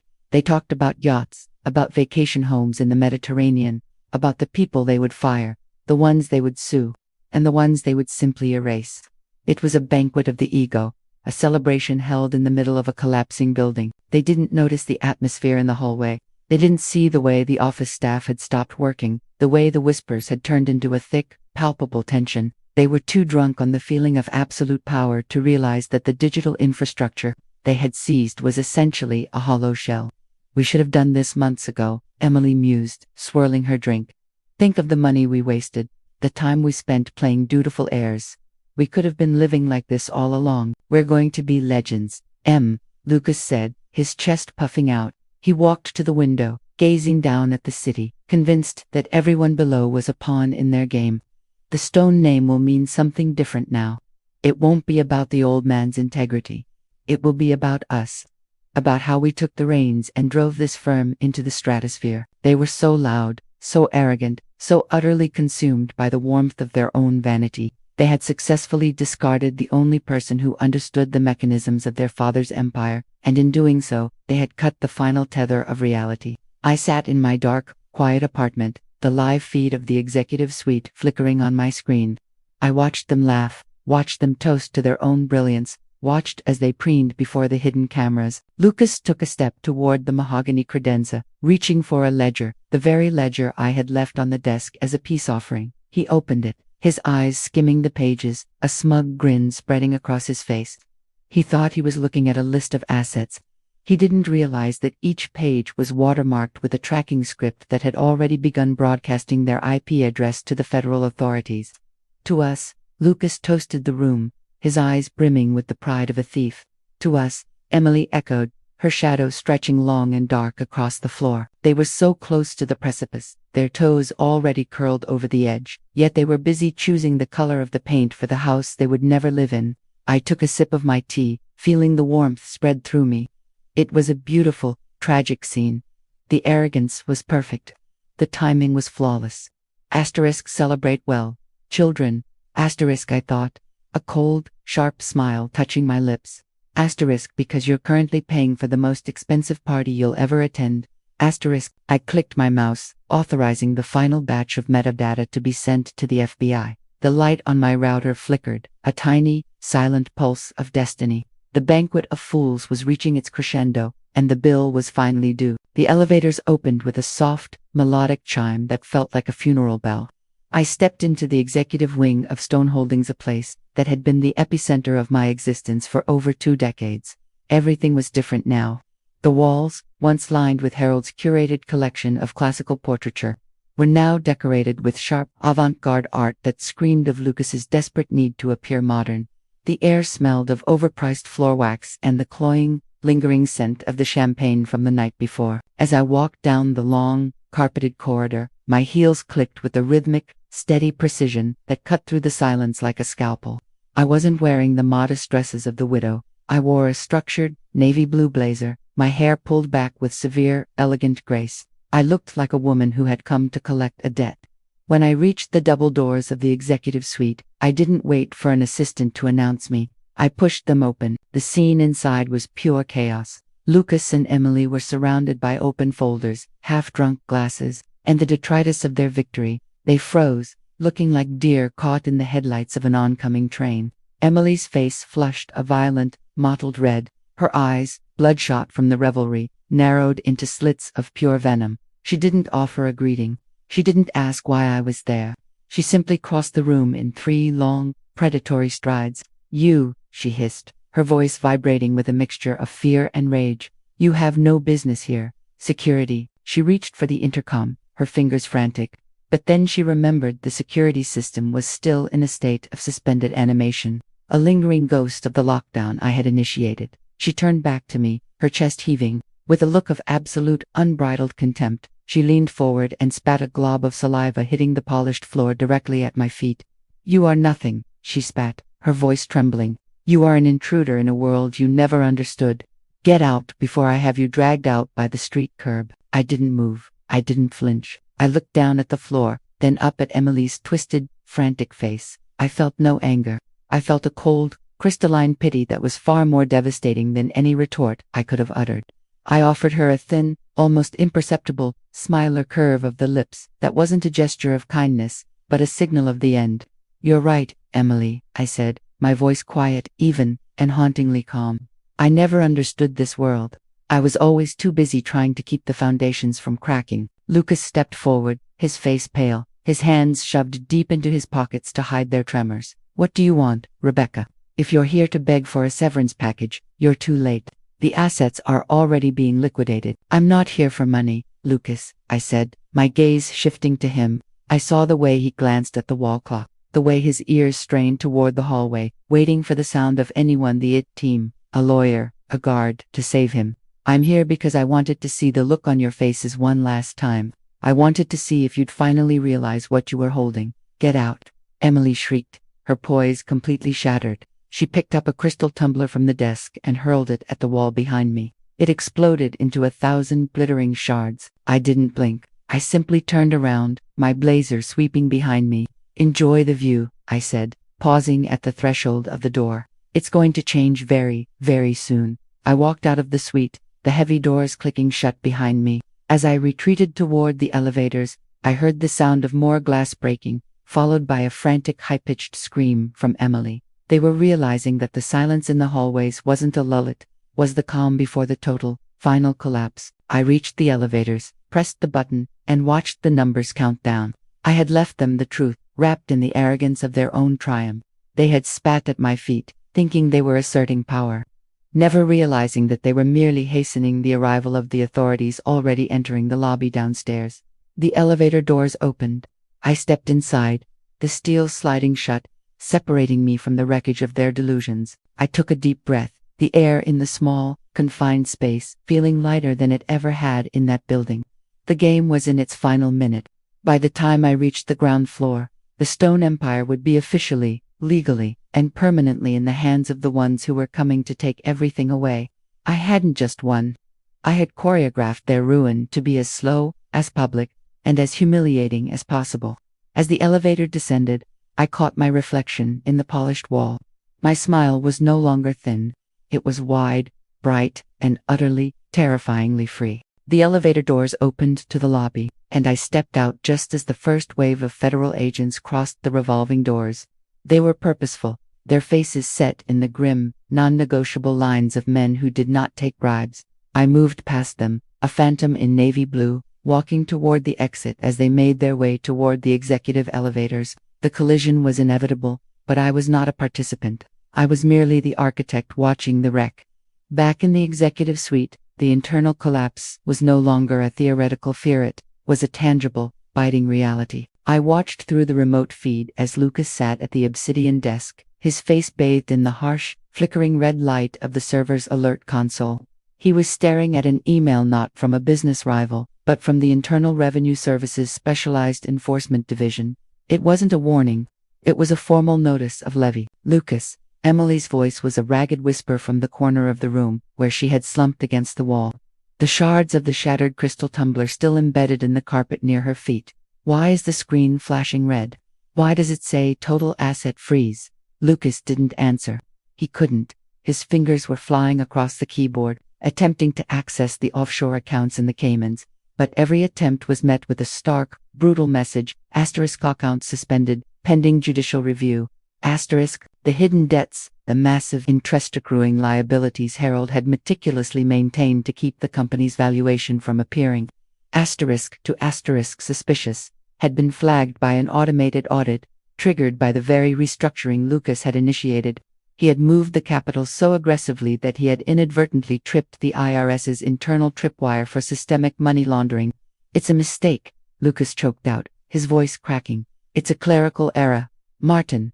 Where the hell is Martin? As if on cue, the double doors of the suite burst open, but it wasn't the police. It was Martin Sterling. He looked as though he had aged 10 years in the last 24 hours. His suit was wrinkled, his tie hung loose, and his eyes were wide, darting toward the hallway where he knew the agents were now approaching. They're here, Lucas, Martin wheezed, not even closing the door behind him. The audits. They didn't just find the discrepancies in the logistics division. They found the 2018 to 2022 shadow ledgers, every consulting fee, every diverted tax payment. It's all in the hands of the DOJ. Emily let out a high, thin laugh, a sound of complete psychological fracture. The shadow ledgers. But Harold destroyed those. He told us they were burned. He lied. I whispered to my laptop screen, watching the scene unfold from my apartment. Harold hadn't burned the ledgers. He had archived them, encrypted them, and left them in a digital vault that only unlocked once the company's assets fell below a certain threshold, a threshold that Lucaston had hit the moment he liquidated the pension fund. Lucas stood up, his chair clattering backward. He looked around the room, his eyes frantic, searching for a way out, but there was nowhere to run. The office was a glass-walled trap. He reached for the phone one last time, perhaps to call his fixers or his back-channel associates, but the line was dead. The internal network had been completely purged by the federal override. The tax authorities are demanding payment for the backdated penalties, Martin continued, his voice trembling. They're not interested in a settlement, Lucas. They're calling it willful tax evasion and systemic embezzlement. They aren't asking for an audit anymore. They're asking for everything. The room descended into a suffocating, heavy silence. The arrogance of the morning, the champagne, the toasts to their own genius, had evaporated, leaving behind two hollow, terrified people who realized they had been playing a game with rules they hadn't even begun to understand. They were holding a mountain of debt, a shattered reputation, and a federal indictment, and they were doing it in a room that felt like it was closing in on them. Lucas grabbed the bottle of champagne from the desk, his knuckles white, and hurled it against the glass wall. It didn't break. It merely slid down the surface, leaving a long, smeary trail of wasted, golden liquid, a perfect metaphor for everything they had built. How? Lucas screamed, his voice raw. How did they find it? How did they know where to look? He looked around the room, his eyes landing on the empty chair I had occupied for years. For a fleeting second, I saw it in his eyes, the dawning, terrifying realization that the widow hadn't just been a witness. She had been the curator of their destruction. I closed the laptop, the screen going black, casting my room into a soothing, quiet gray. The collapse was just beginning. By the time the sun set, the name *Stone* would be synonymous with the largest white-collar scandal of the decade. They would lose the mansion, the cars, the status, and eventually, their freedom. I walked to the kitchen and poured myself a glass of cold water, my hands perfectly steady. The debt Harold had left behind was the poison pill, and they had swallowed it whole. I had been the foundation they stood on, and I had simply stepped aside. The silence in the executive suite was shattered not by a sound, but by the relentless, mocking pinging of the digital tickers mounted on the walls. The Stone Holdings logo, which had been the pinnacle of stability for decades, began to bleed red. Asterisk Stohold, minus 12.4%, 18.9%, minus 27.5%. Asterisk, the collapse was no longer a hidden investigation. It was public property. The markets, having caught wind of the federal raid and the impending tax liens, were doing exactly what markets do when they smell rot. They were cannibalizing the remains. Lucas stood before the main monitor, his reflection ghostly against the plummeting numbers. He looked less like a CEO and more like a man watching his own obituary being written in real time. Every tick downward was $1 million vanishing into the ether. "Stop it," he muttered, his voice barely audible. "Tell the institutional investors to hold. Call the desk. Tell them it's a technical glitch." "I can't," Emily screamed, her voice cracking as she paced the room, her hair coming undone from its severe, polished knot. She was clutching her phone, which had regained a bar's worth of signal only to be bombarded by a deluge of panicky texts from shareholders and creditors. "They aren't answering, Lucas. The primary trading firms, Goldman, Fidelity, they've all blocked our outgoing requests. They've frozen the block trades." Lucas whipped around, his eyes wild, the vein in his temple pulsing with the pressure of a looming aneurysm. He lunged at Emily, grabbing her by the shoulders, his face inches from hers. You insisted on the Q2 expansion. You're the one who pushed for the aggressive buyback to inflate our valuation. If you hadn't forced my hand, we would have had the capital reserves to hedge against this. Don't you dare put this on me." Emily shrieked, shoving him back. She stumbled, her heel catching on the edge of the expensive rug, and she sprawled onto the floor, the shredded remnants of her designer dress stark against the mahogany. She looked up at him, her eyes bright with a jagged, hysterical fury. "You were the one who signed the ledgers. You were the one who authorized the offshore transfers to cover your own gambling debts. I just did the branding, Lucas. I sold the dream you told me was real. The dream was real until you started spending money we didn't have," he countered, his voice rising to a frantic, broken shout. He looked around the room as if searching for a weapon, or perhaps an exit that hadn't been there a moment ago. He saw the empty office, the room that was once filled with the steady, quiet presence of a woman who managed the chaos. Now, it was just the two of them, circling each other like wounded animals in a cage of glass. "This is all because of her," Lucas whispered, his voice suddenly hollow, a terrifying epiphany washing over him. "She knew. She wasn't just sitting there, she was watching us." "Who, Rebecca?" Emily laughed, a high, thin sound that had no humor in it. "She's a housewife, Lucas. She doesn't even know how to open a brokerage account." "She knew," he repeated, his gaze fixated on the chair I had occupied for years. "She knew exactly what would happen the moment we started pulling the threads. We didn't just fire a widow, Emily. We evicted the only person who knew how to keep the roof from caving in." Outside, the first wave of media helicopters began to circle, their rotors vibrating against the floor-to-ceiling windows. The news had broken. The world knew that the Stone legacy was a hollow, criminal construct. I watched the live feed from my quiet suburban living room, the darkness outside the window pressing against the glass. The contrast was absolute. In their suite, there was light, noise, and the frantic, ugly struggle for survival. In my apartment, there was only the soft hum of the hard drive and the steady, cold rhythm of my own breathing. Lucas grabbed a glass from the credenza and smashed it against the window, a futile, pathetic gesture against the encroaching tide. The glass didn't shatter, it was reinforced, built to withstand the very destruction they were now experiencing from the inside out. "It's over," Emily whispered, sinking further into the carpet, the fight draining out of her. "The creditors are already at the lobby doors. The FBI is in the service elevator. We have nothing, Lucas. We have absolutely nothing. We have each other to blame," Lucas spat, turning his back on her, his shoulders slumping as the ticker continued its relentless, downward spiral. I leaned back, closing the laptop just enough to dim the brightness of their defeat. They were finally realizing the truth. Their victory was nothing more than a funeral, and they were the only guests in attendance. I reached for my cold cup of tea, the ceramic smooth against my skin. There was no more panic to orchestrate, no more steps to prepare. The machine I had set in motion was doing exactly what it was designed to do. It was consuming them. The Stone Empire wasn't crashing because of the market. It was crashing because it was built on nothing but a thin, fragile layer of arrogant sand. I had simply been the one to whisper the truth that finally shattered it. Emily's hands were shaking so violently that the phone slipped from her grip, clattering onto the marble floor. She scrambled to retrieve it, her manicured nails clicking frantically against the screen as she dialed the number of Marcus Vantha, billionaire venture capitalist who, only 48 hours ago, had been pouring champagne for Lucas and promising them an unlimited credit facility to finalize the acquisition of the logistics division. "Pick up, Marcus," she hissed, pacing the length of the windowless, overheated office. "Pick up, you coward." The call connected on the fourth ring. There was no greeting, just the sterile, impatient silence of a man who was already counting his losses. "Marcus, thank God," Emily began, her voice oscillating between command and plea.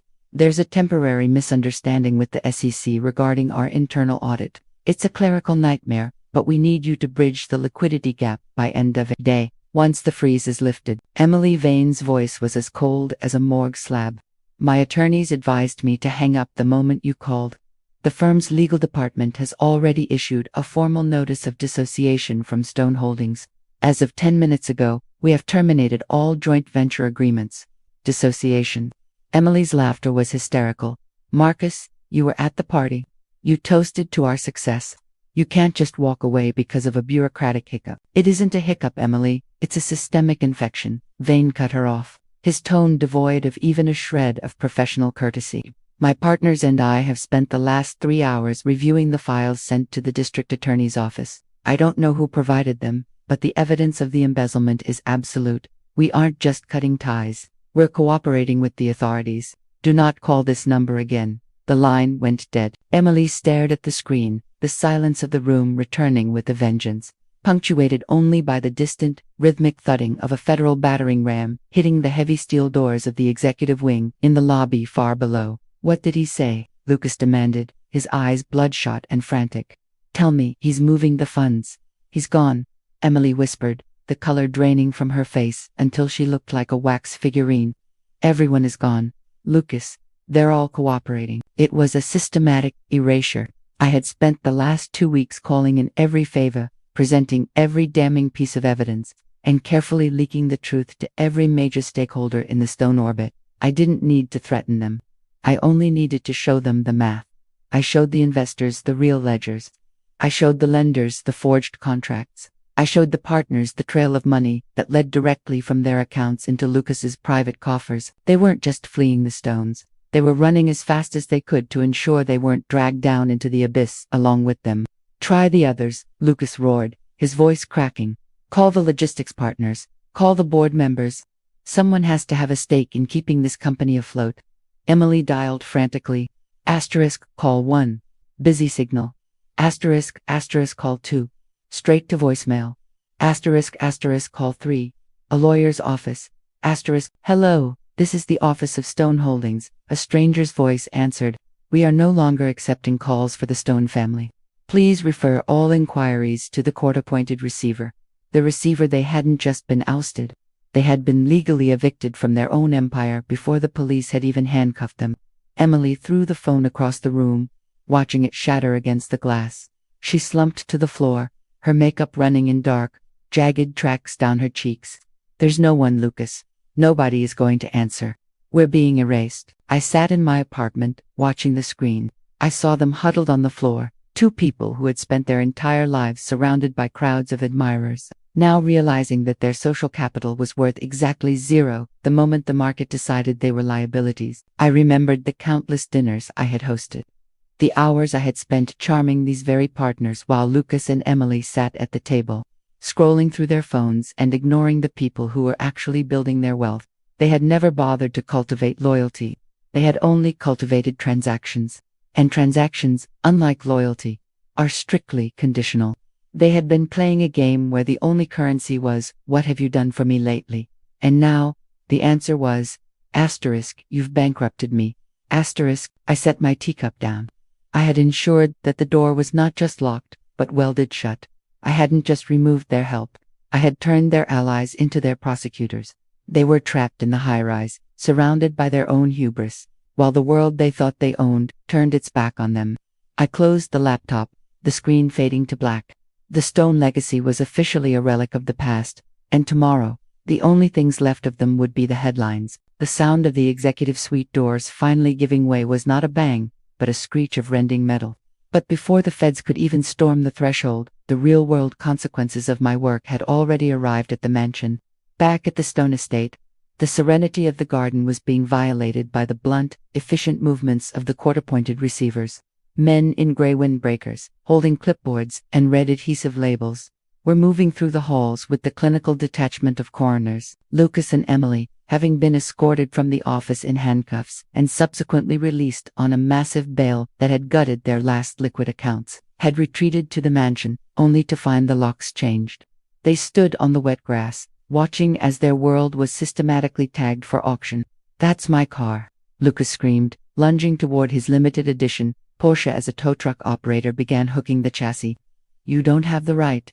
That is a personal asset." "Not anymore, Mr. Stone," the operator said, his voice flat, not bothering to look at the man who had once been the city's most feared power broker. "According to the seizure order, everything on this property, including the garage contents, belongs to the creditors. Please step back, or I'll have to call the deputies." Emily was pacing the driveway, her phone useless, her designer coat soaked through by the persistent drizzle. She watched, horrified, as men began carrying crates of her jewelry and the rare, first-edition books Harold had cherished out of the front door. "Stop them," she shrieked at Lucas.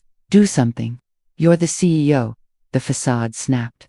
The manic, pampered prince finally died, and something much uglier emerged. Lucas didn't try to stop the men. He turned on Emily, his hand shot out, grabbing her by the collar of her ruined trench coat, and he slammed her back against the side of a idling sheriff's cruiser. The sound of the impact was dull and sickening. "You pathetic, parasitic bitch," Lucas snarled, his face twisted into a mask of pure, unadulterated malice. The Polish of the Ivy League and the tailoring of Savile Row vanished, leaving only a common bully. "It was your idea to force the expansion. It was your shopping sprees that drained the capital reserves while I was trying to cook the books. You spent like a queen on a throne of garbage. And now look at us." "Lucas, stop, you're hurting me," Emily gasped, her hands clawing at his wrist. "Hurting you?" He laughed, a jagged, terrifying sound that made the receivers stop and watch. He shoved her head back against the car frame, his eyes bulging with rage. "I should have left you to rot with Mother years ago. You've been an anchor around my neck since the day we were born. You think you're a stone. You're a liability in a designer dress." He raised his hand, his knuckles white, and for a split second, it looked like he would strike her across the face. The deputies moved in, their hands on their holsters, but Lucas didn't care. He was venting 22 years of suppressed resentment, of competition, of the desperate, hollow need to blame someone for the fact that he was, at his core, a failure.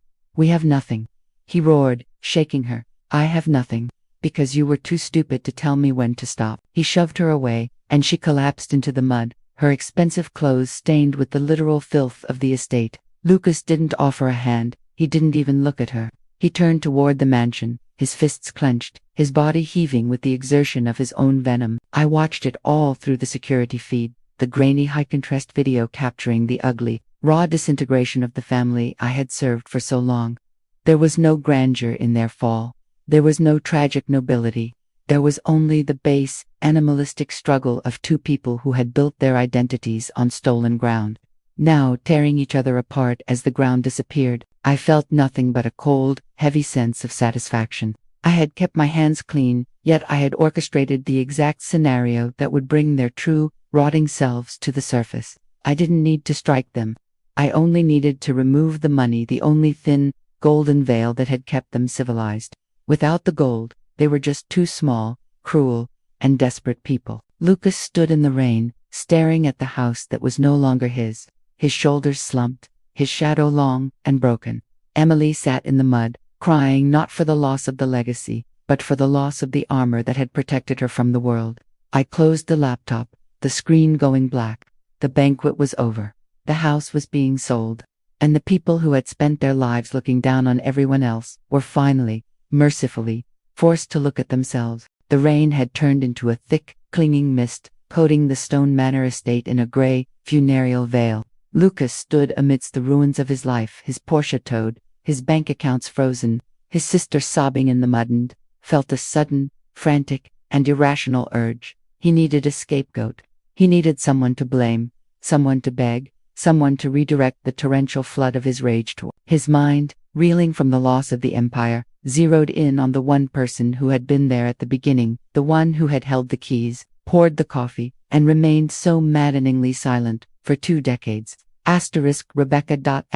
She would know what to do. She had been Harold's shadow. She must have known where the accounts were, where the loopholes were, where the real money was hidden. In his distorted, desperate reality, she wasn't the architect of his downfall. She was the last remaining resource. He scrambled into the pocket of his damp, ruined suit jacket and pulled out his phone. The screen was cracked, a spiderweb of glass obscuring the interface, but it still functioned. He dialed the number he had avoided for weeks, the number he had only used to bark orders about household chores.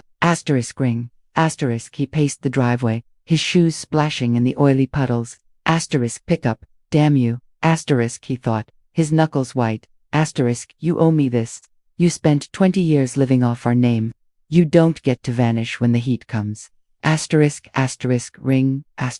Emily, still collapsed in the mud, looked up, her eyes glazed with shock. She watched him, realizing what he was doing. She didn't stop him. She hoped, with the pathetic, hollow hope of the drowning, that maybe Rebecca had a secret. Maybe there was one last ace in the hole. Ring. Come on, Rebecca, Lucas hissed, his voice breaking. Pick up the phone. He was sweating, his heart hammering against his ribs in a syncopated, frantic rhythm. He was projecting all of his terror, his failure, and his hatred onto the other end of the line. He needed her to be the submissive, terrified woman he had always known. He needed her to be the buffer between him and the cold reality of his ruin. The call connected. Lucas stiffened, a surge of adrenaline washing away his exhaustion. He opened his mouth, ready to scream, to demand, to threaten, ready to reassert his dominance over the one person he thought he could still control. The number you have reached is not in service. The automated voice chirped, clinkled, detached, and utterly final. Please check the number and try again. He stared at the phone, as if it were a venomous insect. He slammed the redial button. The number you have reached is not in service. No. Lucas gasped, his voice a pathetic high-pitched wheeze. He hit redial again, his thumb bruising against the cracked glass. No. Pick up. You don't get to leave me. Do you hear me? You belong to this family. He continued to jam the button, the robotic voice repeating its mantra of erasure over and over again, each repetition stripping away another layer of his bravado. The silence of the phone line was far more painful than any insult. It was the sound of a door being locked from the outside.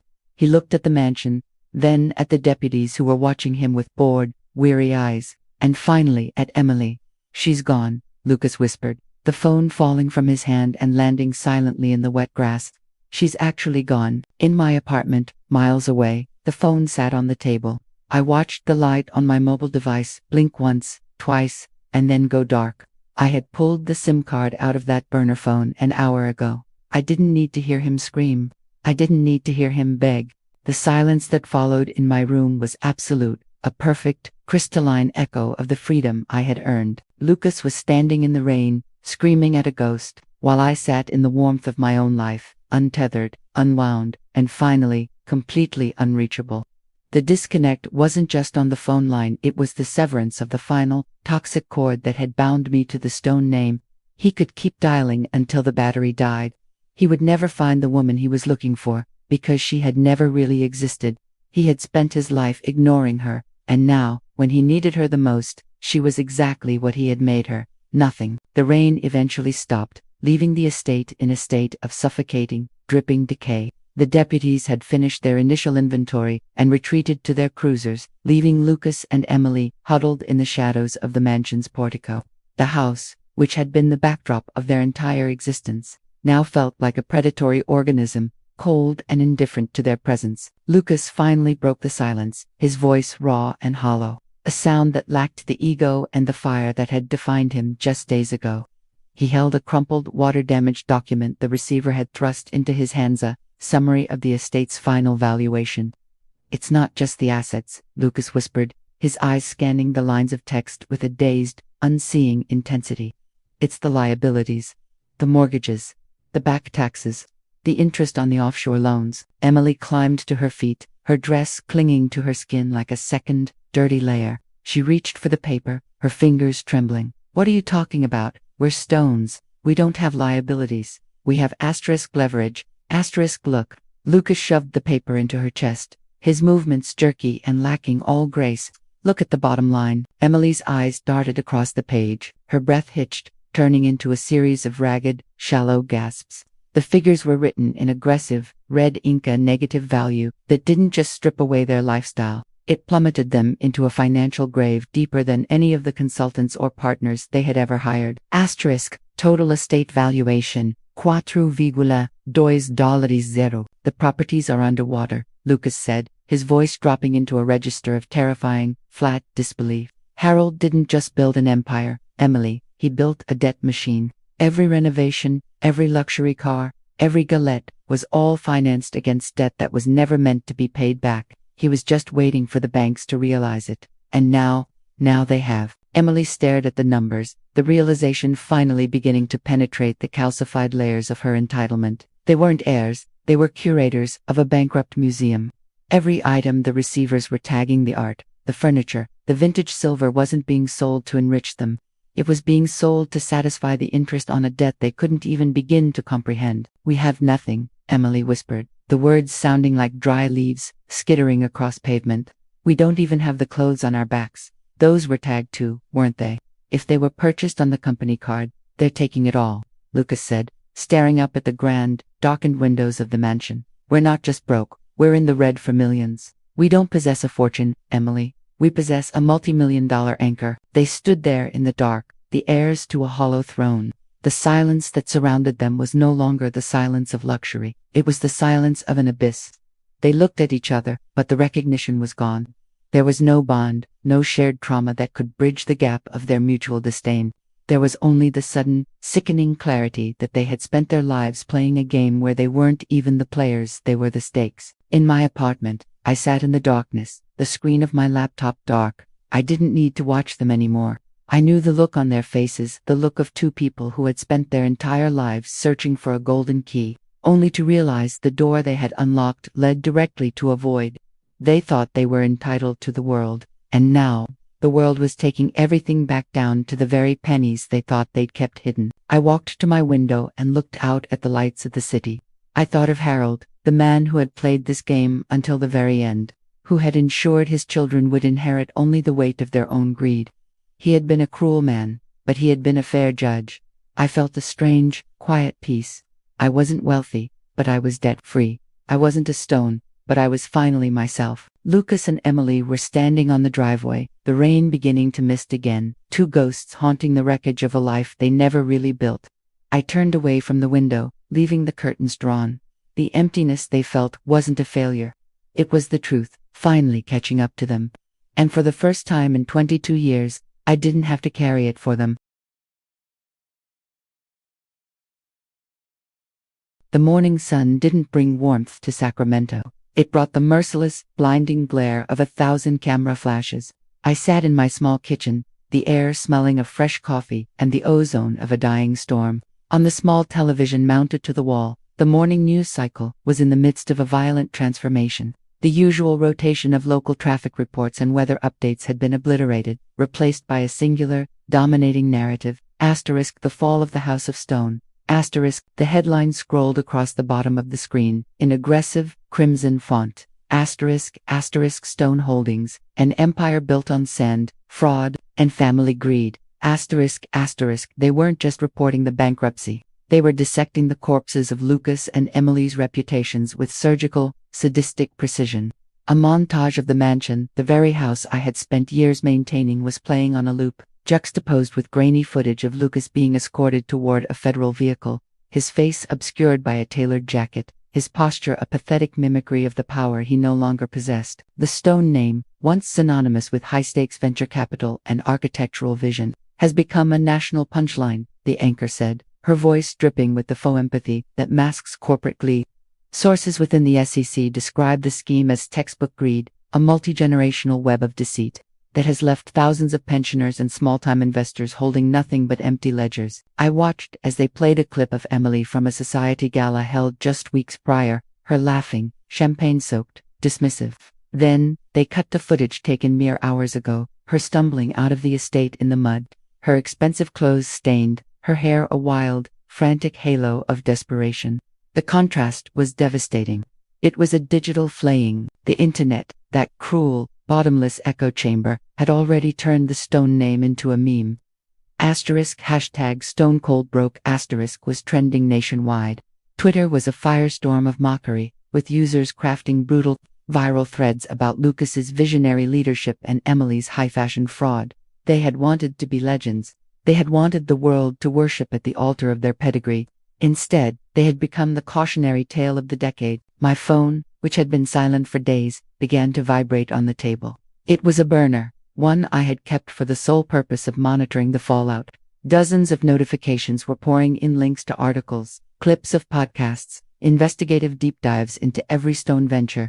One headline stopped me. ***, the widow who saw it coming. Where is Rebecca Stone? The media was hunting for me. They had dug up photos from our wedding day, photos of me standing in the background of gala shots, always the silent, understated fixture. They were painting me as the mysterious, long-suffering spouse who had been cruelly sidelined by the heirs.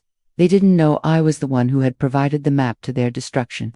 They just knew the empire was gone, and the good wife had vanished into the ether. I watched the screen as an investigative journalist began to detail the secret life of Harold Stone, the man behind the mask. They were uncovering the very documents I had fed to the authorities, every line of the notebook meticulously analyzed by talking heads in expensive suits. In the mansion, Lucas and Emily were likely waking up to this too, the reality that they were no longer feared, no longer respected, and no longer even significant. They were a joke. A punchline delivered to millions of people at once. I thought about the years I had spent holding my tongue at dinner parties, listening to Lucas mock the hired help and Emily criticized the lack of taste in the world around them. They had believed the world was their stage, and that everyone else was merely an extra in their script. Now, the stage was being dismantled, and they were the only ones left in the spotlight, stripped of their costumes and their relevance. I walked to the television and turned it off, the screen fading to black.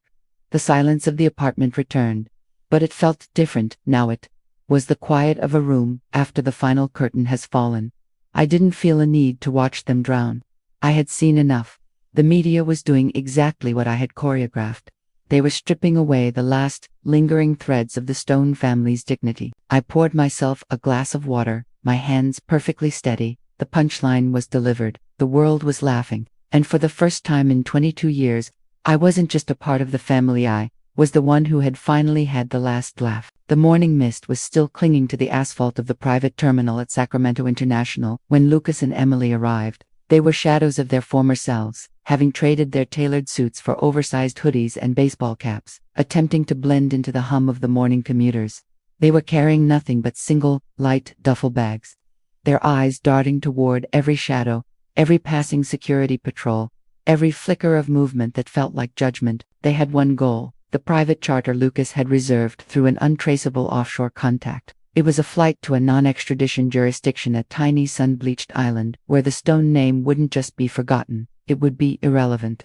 "Walk normally," Lucas hissed, his voice a jagged, nervous rasp. He clutched his boarding pass in a hand that wouldn't stop shaking. "If you look like you're running, they'll know." Emily didn't answer. Her face was pale, her eyes rimmed with the exhaustion of someone who hadn't slept since the seizure of the mansion. She was focused on the security checkpoint ahead, the narrow, sterile corridor that separated their ruined past from their desperate, imagined future. They reached the counter. The agent, a woman with a weary professional demeanor, took their passports without a second glance. She scanned the first one, then the second. The machine didn't just beep. It emitted a low, persistent, and dreadfully flat tone, the sound of an administrative wall slamming shut. "Sir, ma'am," the agent said, her voice dropping, her expression shifting from polite efficiency to cold, practiced detachment. "I'm going to need you to step aside for a moment. There's a discrepancy with these documents, a discrepancy." Lucas stepped forward, his arrogance trying to fight its way back to the surface. "This is a private flight. We have clearance."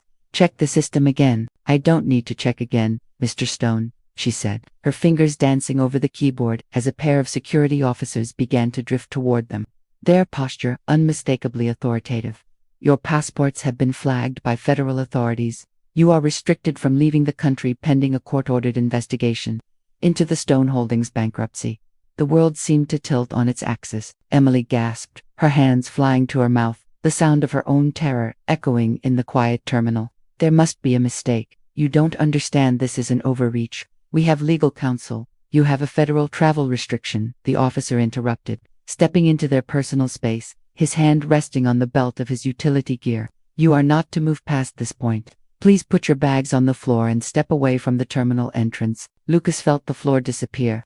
He looked at the window, beyond which the private jet sat waiting on the tarmac, its engines idling. A promise of freedom that had just become a taunting, unreachable phantom. He had spent his life believing that boundaries were just suggestions, that the law was a barrier only for the middle class, and that there was always a back door, a payoff, or a loophole. But the flag in the computer system was absolute. It was the digital manifestation of everything I had orchestrated. I had ensured that their names were not just on a list. They were at the top of every federal watchpoint in the nation. It's Rebecca, Lucas whispered, the realization hitting him with the force of a physical blow. His head snapped toward Emily. She did this.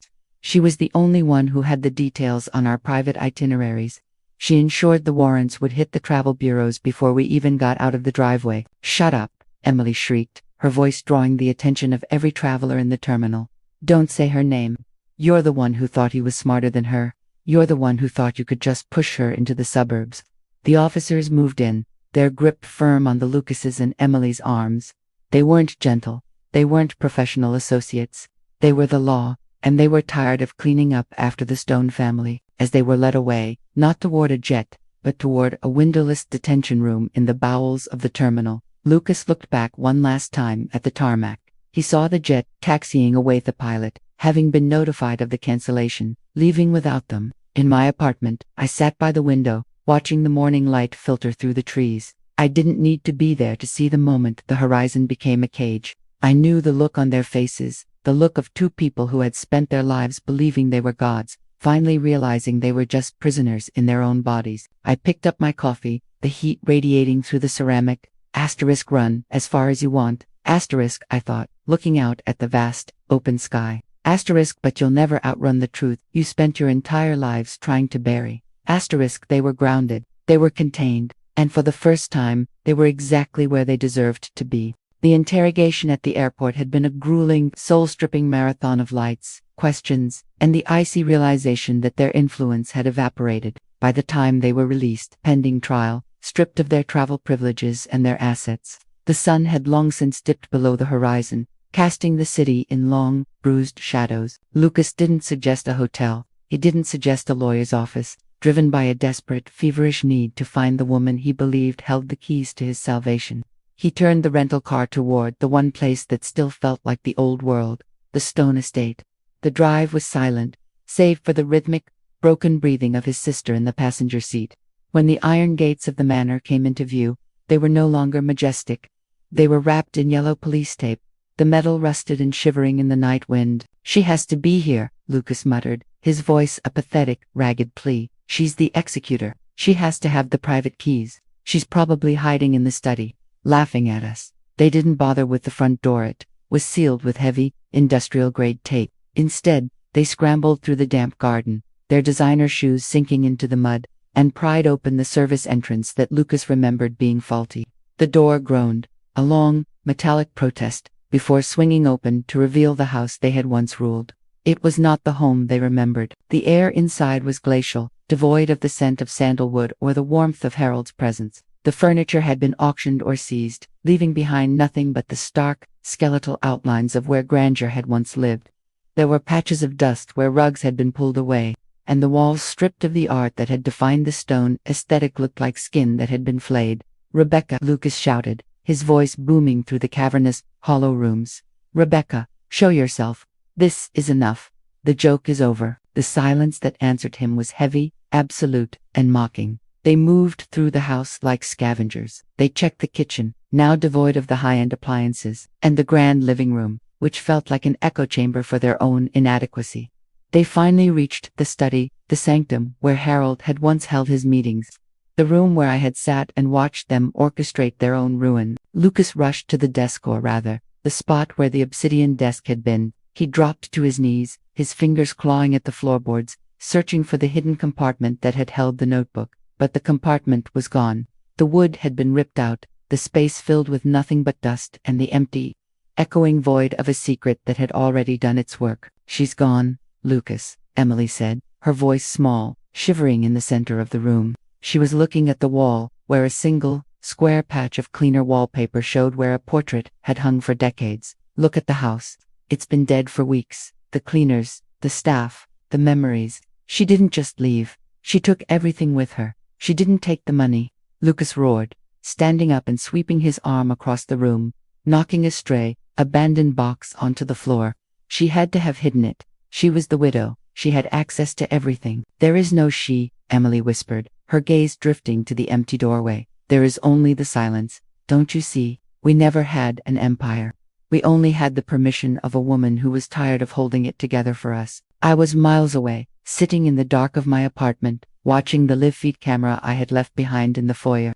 The resolution was grainy, capturing the two figures as they stumbled through the bleak, lifeless wreckage of their former lives. They looked small. They looked insignificant. They looked like two intruders in a house that no longer remembered their names. I didn't feel a pang of nostalgia for the mansion. I didn't feel a desire to return. I felt the profound, tectonic shift of a chapter closed, a book finished, and a narrative permanently altered. They were searching for a shadow, a ghost of the woman who had once served their needs. They would never find her, because she had been the only thing giving that house its soul, and when she left, she had taken the light with her. I reached out and clicked the OFF button on my laptop, extinguishing the feed. The screen went black, and with it, the image of Lucas and Emily huddled in the bleak, empty study. The Stone family was officially a memory, and I was the only one left to remember why it had been worth destroying. The federal courtroom was a cathedral of judgment, hushed, sterile, and smelling of floor wax and impending doom. The air was so still, it felt as though the entire room was holding its breath, waiting for the structural integrity of the Stone legacy to finally crumble. Linda Moore sat in the witness box, a woman diminished by the weight of her own complicity. Her hands, once so steady as they balanced the books of an empire, were locked together in her lap, the knuckles white and trembling.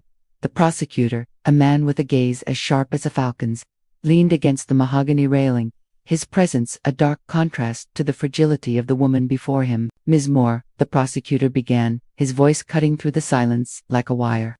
"You were the lead accountant at Stone Holdings for 15 years. You oversaw the processing of the accounts in question. Did you ever attempt to alert the board or the heirs about the gross irregularities appearing in the shadow ledgers?" Linda swallowed hard, her throat clicking audibly in the quiet chamber. She looked across the floor to the defense table. Lucas and Emily sat there hollowed out, gray-skinned versions of the titans they had pretended to be. They stared back at her with a mix of fury and pathetic, desperate pleading. I wanted to," Linda whispered, the microphone picking up the tremor in her voice. "I knew the numbers were wrong. I knew the transfers were illicit. But I was terrified of Mr. Stone, of Lucas. I thought my job, my pension, my reputation depended on my silence." "Was there anyone else who possessed this knowledge?" the prosecutor asked, his tone shifting, becoming more deliberate. "Was there anyone who saw the rot before you did?" Linda's gaze drifted to the back of the room, to the empty space where a wife should have been sitting. A flicker of something regret, perhaps, or a delayed, painful awakening crossed her face. "Rebecca," she breathed. The name hung in the air, a ghost that silenced the courtroom. "Mrs. Stone," the prosecutor prompted. "Are you referring to Harold Stone's widow?" "Yes," Linda said, her voice growing stronger, fueled by the sudden, sharp clarity of the betrayed. "About 4 months before Harold died, she came to the accounting department. She didn't have access, and she wasn't supposed to be there. She brought coffee, like she always did, but she didn't leave. She stood by my desk and she looked at the reconciliation report for the logistics division." Linda leaned forward, her eyes fixated on Lucas. She asked me a single question. She asked, "If the foundation of a house is made of sand, does it matter how tall you build the walls?" I thought she was being poetic. I thought she was just the widow rambling. I didn't realize she was telling me the house was falling. A murmur rippled through the gallery, reporters, shareholders, and legal aides all leaning in. "Did she warn you, Ms. Moore?" the prosecutor demanded. "She gave me a physical file," Linda continued, her voice gaining a frantic, jagged rhythm. "She told me, When the audit comes, make sure you know who actually signed these. She wasn't just a bystander. She was the only one who tried to stop the collapse. She tried to tell them Lucas and Emily, but they wouldn't listen. They didn't see her. They didn't see anything except their own reflection in the gold. Lucas's head snapped toward the witness box, his jaw working in a silent, furious snarl. He looked like he wanted to jump the rail, to reach out and silence the woman who was systematically dismantling his final, desperate lie, that he had been an unsuspecting victim of a bad market. She didn't just warn us, Linda added, a tear finally escaping and carving a path through her makeup. She was the only one who actually did the math. While they were busy burning the house down to keep warm, she was the one trying to put out the fire. And they treated her like she was the dirt under their feet. The courtroom felt as if it had been hit by a pressure wave. I wasn't there to hear it, but I could feel the ripple. I was sitting in my apartment, the television screen off, looking out at the city that now knew the truth. Linda wasn't doing this for me. She was doing it to save her own life, to shift the blame, and to find a way to sleep at night. But in her testimony, the image of the incompetent widow was being burned away, replaced by the image of a woman who had seen the abyss long before the heirs even knew they were standing on the edge. They were realizing now, the shareholders, the judge, the public, they were finally seeing that I hadn't been the architect of their ruin. I had been the only one who understood that the ruin was inevitable. I stood up and walked away from the window, leaving the city on the trial to its own gravity. The truth was out, and it was a fire that no amount of stone money could ever hope to extinguish. The apartment complex on the outskirts of the city was a sprawling, concrete maze that smelled perpetually of damp laundry and industrial floor wax. It was the kind of place Emily had once described in a board meeting as the graveyard of ambition. Now, it was their sanctuary. The unit was a third-floor walk-up, barely 400 square feet, with a kitchenette that hummed with a dying refrigerator and windows that looked out onto a graffiti-scarred brick wall. There was no mahogany, no marble, no sense of curated history.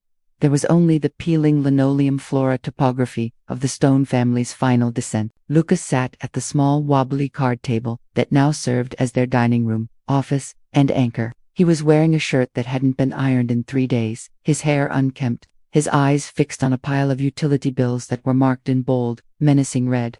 He looked less like the titan who had once commanded skyscrapers and more like a man who had lost his shadow. Emily was standing by the sink, washing a single chipped ceramic plate. Her movements were slow, weighted by a lethargy that had replaced her manic, high society energy. She looked down at the grime around the drain, her reflection in the dirty water a distorted, unrecognizable smudge. "The electricity will be cut on Tuesday if we don't pay the arrears," Emily said, her voice devoid of the sharp, aristocratic bite it once possessed. It was just a statement of fact, as cold and mechanical as the reality they now inhabited. Lucas didn't look up. He was busy calculating how many hours he could work at the warehouse down the street to keep the lights on for 1 more month. "I know," he replied, his voice a low, gravelly rasp. "I'll pick up the night shift." "The night shift," Emily repeated, a bitter, hollow laugh escaping her. She turned around, leaning against the counter, her hands still wet.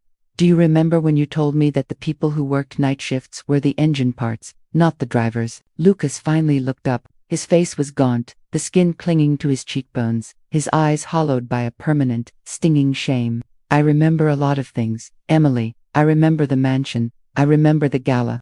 I remember when we were so arrogant that we actually believed we were untouchable." He stood up and walked to the window, pulling back the thin, threadbare curtain. Below, a group of teenagers was spray painting the wall. One of them looked up, saw Lucas in the window, and gave him a lazy, mocking salute. Lucas didn't react. He didn't yell. He didn't demand they be removed. He simply let the curtain fall back into place. They had been erased from the social register. They had been stripped of their names, their assets, and their influence. Here, in the cramped, suffocating confines of a space Emily had once mocked, they were finally seeing the world from the perspective of the people they had spent their entire lives trampling. There was no staff to clean up their messes. There were no fixers to erase their mistakes. There was only the relentless, grinding reality of existence when you are no longer the one pulling the strings. "Do you think she's still out there?" Emily asked suddenly, her voice dropping to a whisper. "Rebecca, do you think she's watching us?" Lucas looked at her, his expression unreadable.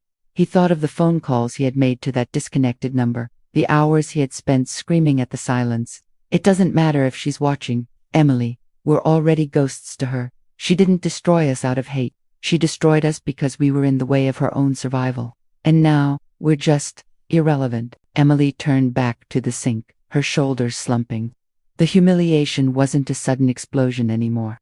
It was a slow, steady pulse that defined every hour of every day. They were living in the very reality they had used as a punchline for years, and the irony was a bitter, indigestible pill. In my apartment, I sat in the dark, my laptop closed. I didn't need to check the location data. I knew where they were. I knew the exact dimensions of the room they were sitting in. I didn't feel a need to gloat. I felt a profound sense of closure. The apartment they lived in wasn't a punishment I had designed. It was the inevitable destination for people who never learned the value of anything except the price tag. I stood up and went to the window, watching the rain begin to fall once more. I wasn't watching them. I was watching the future, a future where they were finally just two people in a room, learning the hard, slow lessons of what happens when you spend your life burning down every bridge you ever crossed. They were in the graveyard of ambition, and for the first time in their lives, they were finally, painfully, awake. The silence in the cramped apartment wasn't just an absence of sound. It was an atmosphere.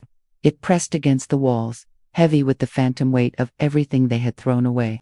Outside, the city roared, a distant, indifferent hum, but inside, the air was thick with the suffocating scent of cheap detergent and the metallic temps of an aging radiator. Lucas sat at the wobbly card table, the only light in the room coming from a flickering street lamp outside the window that cast a rhythmic, clinical blue glow over his gaunt features.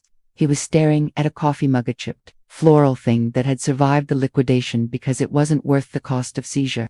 It was the same pattern as the ones Rebecca used to serve them on Sunday mornings, years ago. "She always made it the same way," Lucas whispered, his voice cracking. "2 sugars, just a splash of cream. She never complained when we let it get cold while we argued over the merger reports." Emily, huddled on the lumpy pull-out sofa, looked up. Her eyes were rimmed with red, her skin translucent in the dim light. She didn't look like the woman who once commanded gala floors. She looked like a child lost in a world that no longer had a place for her. "She used to leave them on our desks," Emily said, her voice a hollow echo. "I remember. It was the winter I had the pneumonia. I was so angry, so stressed about the autumn collection, and I'd been screaming at the design team for hours. I locked myself in my office, and she came in. She didn't say a word. She just set a cup of tea on the blotter, wrapped in a warm towel so it wouldn't stain the mahogany. The memory hung in the stagnant air, a shard of genuine warmth that felt like a foreign object in the bleakness of their current reality. "I threw it out," Lucas said, his eyes unfocusing. "I was on a call with a venture firm, and I didn't want the clutter. I remember how she looked. She didn't even flinch. She just picked up the mug, took it away, and didn't make a sound." They fell into a torturous, self-inflicted silence. They began to excavate the past, not to find strategy or power, but to find the pieces of a person they had treated as a ghost while she was still breathing. They remembered the way she had managed the household staff, treating the cleaners and the gardeners with a grace that Lucas had once called excessive sentimentality.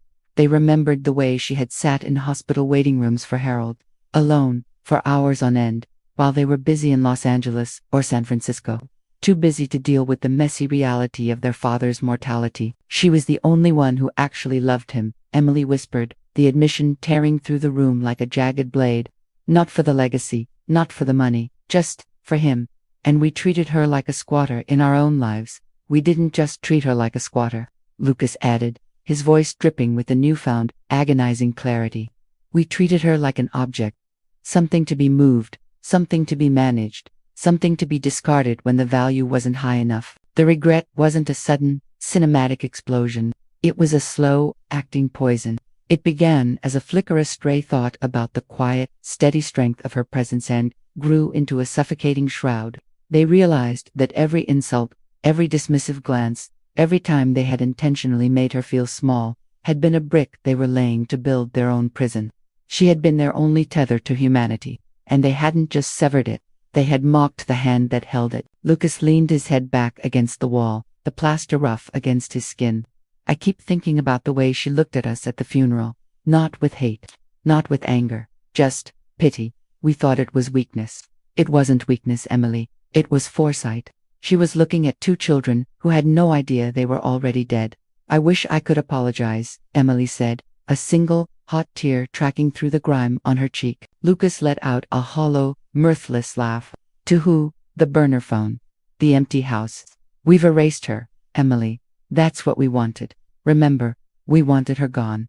Well, congratulations. She's gone, and she took the only thing that made us human with her. They sat in the dark, two architects of their own ruin, finally understanding that they hadn't just lost their fortune, they had lost the ability to be forgiven. In the suburbs, the street lamp flickered one last time and died, leaving them in a darkness that felt, for the first time, exactly like what they deserved. The city had always been a playground for the Stonema, place where the skyscrapers seemed to bow in deference to their influence, and the best tables in every restaurant were held in perpetual reserve. But in the weeks following the federal indictments, the city transformed. It became a sprawling, indifferent monolith, and Lucas and Emily were no longer its masters. They were stowaways in their own hometown. They stood outside a glass and steel tower in the financial district, clutching folders of strategic proposals, last-ditch efforts to salvage some semblance of a business venture. The lobby guard, a man who had once tipped his hat to Lucas, didn't even look up from his monitor. Mr. Thorne isn't accepting visitors, Mr. Stone, the guard said, his voice flat. And he told me to tell you that if you attempt to access the executive floors again, he'll have you removed for trespassing. Lucas stood, paralyzed, his mouth opening and closing. Thorne. We built his first venture fund. We gave him the leverage to break into the tech sector. Tell him, I'm here. He knows you're here. Sir, the guard replied, pointing toward the sliding doors. That's why he's not coming down. They retreated to the sidewalk, surrounded by the rush of the midday crowd people who looked right through them as if they were made of static. Emily clutched her bag, her knuckles raw and red. She had spent the morning trying to reach a dozen former partners, people who had dined at their table, traveled on their jet, and toasted to their children's futures. Every single one of them had gone to ground. They're blocking our calls. Lucas, Emily said, her voice a hollow shell of its former haughty cadence. Not one of them, not even the ones who owe us favors. It's like we've been deleted from their collective memory. It's not just the money, Lucas muttered, his eyes darting toward the faces of passersby, fearing the flash of a camera or the pointed finger of recognition. It's the contagion. They're afraid, if they're seen with us, the regulators will start looking at their books, too. We've become toxic. They walked for hours, their shoes clicking against the unforgiving concrete. Every street corner felt like a stage where they were being judged. When they stopped at a cafe to use the restroom, the barista took one look at Lucas, whose face had been splashed across the digital news feeds for days, and pointed to the door, customers only. And you two aren't customers. The city, which had once been a stage for their dominance, was now a prison. It was a 10 million person grid where every eye was an enemy and every silence was a verdict. They were alone in a crush of humanity, completely untethered from the infrastructure of the elite. I remember the gala last year, Emily whispered, huddled against the side of a building, out of the wind. We had the mayor at our table. We had the heads of 3 banks. And now, I can't even get a barista to pour me a cup of coffee without an argument. Lucas looked at her, his expression vacant. They didn't like us, Emily. They liked the Stone credit line. They liked the access. They liked the jet. Without the collateral, we're just people. And they don't have time for people. They retreated to the transit station, the underground arteries of the city that they had only ever seen from the back of a luxury town car. The air was thick with the scent of ozone and discarded dreams. They sat on a bench, 2 shivering, nondescript figures in a crowd of commuters who were all looking at their phones, likely reading the latest viral takedown of their family name. I watched from the street level, hidden behind the tinted windows of a parked car. I didn't need to do anything. I didn't need to pay anyone to shun them, nor did I need to whisper in anyone's ear. The city was doing the work for me. The social ecosystem was self-correcting. It was pruning the dead branches, and Lucas and Emily were the first to hit the ground. They looked small. They looked like nobody. And as the subway doors hissed shut, whisking them into the dark, underground tunnels of the city that had once worshipped them, I realized the final piece of the architecture was complete. Total, crushing isolation. They weren't just poor, they were invisible. And for a stone, there is no death more profound than that. The air in the 400-square-foot apartment had begun to taste like dust and old static. It wasn't just the lack of space, it was the lack of silence. For Emily, the silence had begun to speak. It started with the phantom sounds, the clink of crystal glasses that weren't there, the hushed, deferential whispers of staff that had been dismissed months ago. She spent hours sitting on the edge of the lumpy sofa, her hair disheveled, staring at the blank wall where she had imagined a mirror that showed her the woman who wore silk gowns and carried the weight of an empire. "Did you hear that?" she whispered, her voice a fragile, brittle thing. She looked toward the kitchenette, where Lucas was meticulously scrubbing a burnt pan for the third time that evening. Lucas didn't look up. The repetitive motion of the sponge had become his own form of penance. "Hear what, Emily? There's nothing to hear.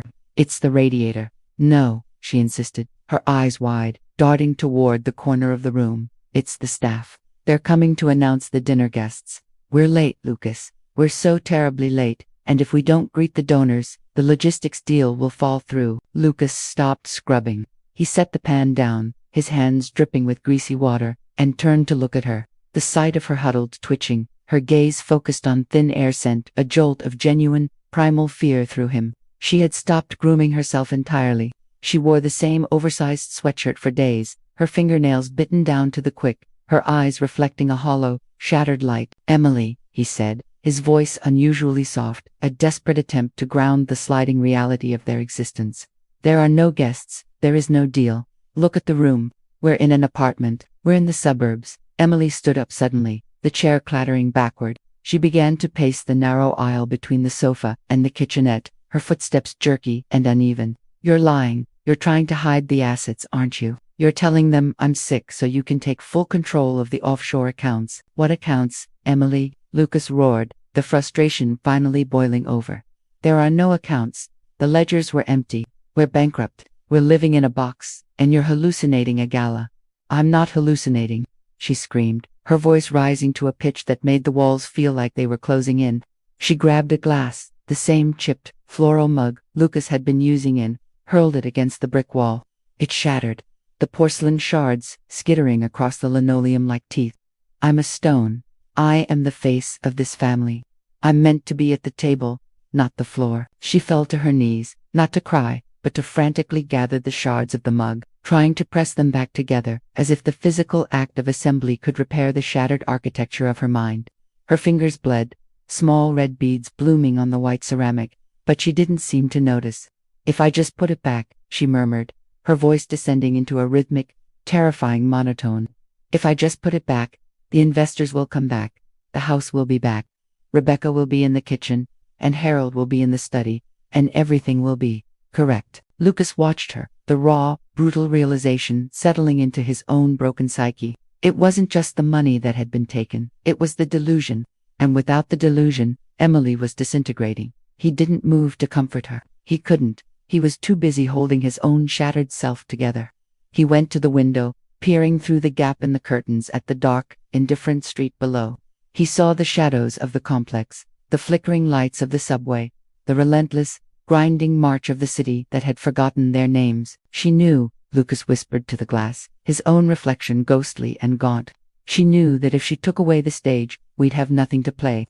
She didn't have to hurt us, Emily. She just had to stop pretending we were real." Emily didn't hear him. She was still on the floor, whispering to the shards, constructing a reality made of broken ceramic and the hollow, echoing demands of a life that no longer existed. I sat in my own quiet room, miles away, the apartment dark and still. I didn't need to see the blood on her fingers or the wildness in her eyes to know what was happening. The mind is a fragile thing when it is built on the foundation of stolen glory. I leaned back, closing my eyes, feeling the stillness of my own soul. I had not broken her. I had simply stopped supporting the lie. And as she knelt on that linoleum floor, trying to rebuild a ghost life from broken plates, she was finally, agonizingly, learning the price of believing your own press. The air in the cramped apartment felt heavy, like the atmosphere before a cyclone. Lucas stood by the window, his silhouette jagged against the flickering neon of a nearby laundromat sign. He hadn't slept in 48 hours, and his mind was a furnace of frantic, corrosive logic. He had one card left, a long-buried, encrypted drive he had stolen from Harold's safe years ago, a digital insurance policy he had never dared to crack. He had spent the last 3 nights using a cracked software suite to brute force the password, convinced that within lay the master ledger, a record of every politician, judge, and regulator Harold had ever bought. Asterisk, if I have the leverage, I have the key. Asterisk, he reasoned, his eyes bloodshot and pulsing. Asterisk, if I have the dirt, I can trade my way back into the light. Asterisk, he shoved a thumb drive into the laptop's port. The screen flickered, the progress bar crawling at a glacial pace. 30%, 60%, 90%. Lucas, Emily's voice came from the darkness of the corner, where she sat staring at the wall. Who are you calling? Is it the board? Tell them I'm ready for the meeting. Shut up, Emily, he snapped, his fingers hovering over the keys. I'm buying our lives back. The screen blinked. Asterisk, decryption complete.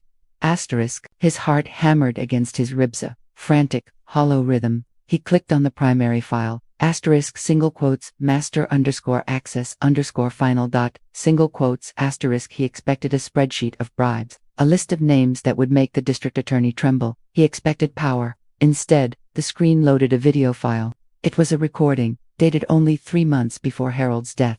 It was a video of Harold, sitting in the very study where I had once stood, his face gaunt, his eyes hollowed by the terminal illness he had kept hidden. But he wasn't alone. I was there, sitting across from him, sipping tea, my face a mask of calm, clinical detachment. The drive is ready, Rebecca, Harold said on the screen. You were right. Lucas and Emily are not heirs. They are not even partners. They are the distraction. They are the smoke. And you are the fire. I looked into the camera lens, my expression unreadable. They will burn through the remaining capital within the quarter. Harold, by the time they reach the bottom, the federal warrants will be finalized. They will think they are in control until the very moment the handcuffs close. And the drive? Harold asked. It will be a master ledger of nothing, I replied, my voice cool and steady. It will be a honeypot. Lucas will believe it's his salvation, but it will be his final confession. The moment it connects to a network, it will broadcast the encryption key to the DOJ. Lucas felt the color drain from his face, a cold, sickening numbness spreading from his chest to his limbs. He looked at the bottom of the screen.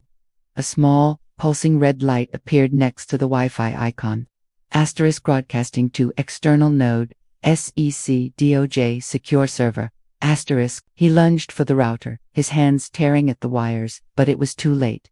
The progress bar reached 100%. A window popped up. Asterisk glowed complete. Thank you, Mr. Stone. Your confession has been processed. Asterisk, he froze. His own greed had acted as the final, irreversible trigger. He hadn't just opened a door. He had walked into a trap he had been building for himself for years. Lucas. Emily stood up, her movements eerie and doll-like. Is the gala starting? Are the guests here? Lucas didn't answer. He slumped back into the chair, the laptop screen mocking him with the words, asterisk acts denied. Asterisk, there was a heavy rhythmic thudding at the door, not the soft knock of a visitor, but the authoritative, unmistakable pound of federal agents. Federal agents, open up. Lucas looked at the door, then at the laptop, then at his sister, who was beginning to hum a disjointed melody from a gala that had ended decades ago. He realized then that he had never been the predator. He had been the bait. He hadn't saved himself. He had simply delivered the final piece of evidence required to bury the Stone name once and for all. I sat in the silence of my own home, miles away, and watched the status bar on my secondary monitor. Asterisk, the tar received. Asterisk, I didn't smile. I didn't cheer. I simply turned off the computer, the room descending into darkness. The game was over. The Stone legacy was no longer a story. It was a file, stored away in a government archive, gathering dust. And for the first time in my life, I was finally, utterly invisible. The morning of the summons was not heralded by sirens or the chaos of a dramatic raid. It was quiet, a thin, freezing drizzle that turned the city's concrete into a slick, charcoal mirror. Lucas and Emily stepped out of the apartment complex, their figures dwarfed by the towering structures of a city that no longer knew their names. They were dressed in thrift store suits, ill-fitting, cheap, and smelling of mothballs, a pathetic, flimsy armor against the crushing weight of the day ahead. They walked the 6 blocks to the federal courthouse, their pace synchronized by the rhythm of the city's indifference. Every pedestrian they passed, the business people in tailored wool coats, the couriers on their bikes, the tourists squinting at their phones, brushed past them as if they were nothing more than ghosts, or perhaps debris left over from a storm. As they ascended the wide, granite steps of the federal building, the wind whipped at their clothes, and for a fleeting second, Lucas stopped. He looked back at the skyline, at the office towers that had once been the seats of his kingdom. He looked for the Stone Holdings logo, but it was gun-scrubbed, replaced by the generic, faceless signs of new ownership. "We shouldn't have come," Emily whispered, her voice barely a tremor in the wind. Her eyes were unfocused, darting toward the columns, as if expecting a phalanx of paparazzi to emerge and capture their ruin. But there were no cameras. There were no flashing lights. Their disgrace was so absolute that it had become boring. "We have no choice," Lucas replied, his voice devoid of heat. "They don't ask for your presence in a federal court, Emily. They demand it." They passed through the security scanners, the heavy thrum of the metal detectors vibrating in their teeth. The lobby was a cavern of polished marble and echoing footsteps. As they navigated the labyrinthine hallways toward the courtroom, the reality of the charges began to settle into their bones like marrow-deep ice.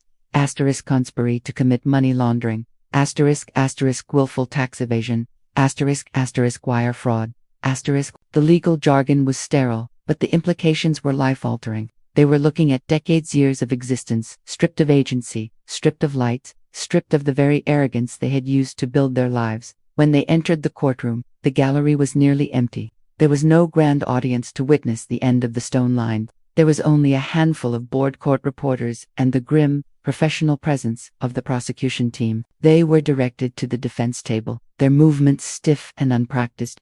As they sat, the judge, a man with features etched in lines of weary, hardened skepticism, entered the room. The bailiff's voice rang out, the command to rise echoing off the high ceilings. Lucas looked up. Behind the judge's bench, he saw the high arched windows, and beyond them, a sliver of the blue, uncaring sky. He gripped the edge of the table until his knuckles turned as white as the parchment of his indictments. "Mr. Stone," the judge said, his voice a gravelly, indifferent drone. "And Ms. Stone, do you understand the charges filed against you?" "Yes, Your Honor," Lucas said, his voice thin and cracking. Beside him, Emily didn't answer. She was staring at her own hands, the hands that had once signed contracts worth millions, now resting empty and shivering on the varnished wood. In that silence, the final, agonizing truth finally took hold. They were not titans of industry. They were not legends in the making. They were two people in a room, waiting for the system to finalize their erasure. I stood in the back of the courtroom, an anonymous face in a charcoal coat hidden in the shadows of the doorway. I didn't come to gloat, and I didn't come to witness a victory. I came simply to see the end of the line. The judge opened his folder, the rustle of paper sounding like a gunshot in the still room.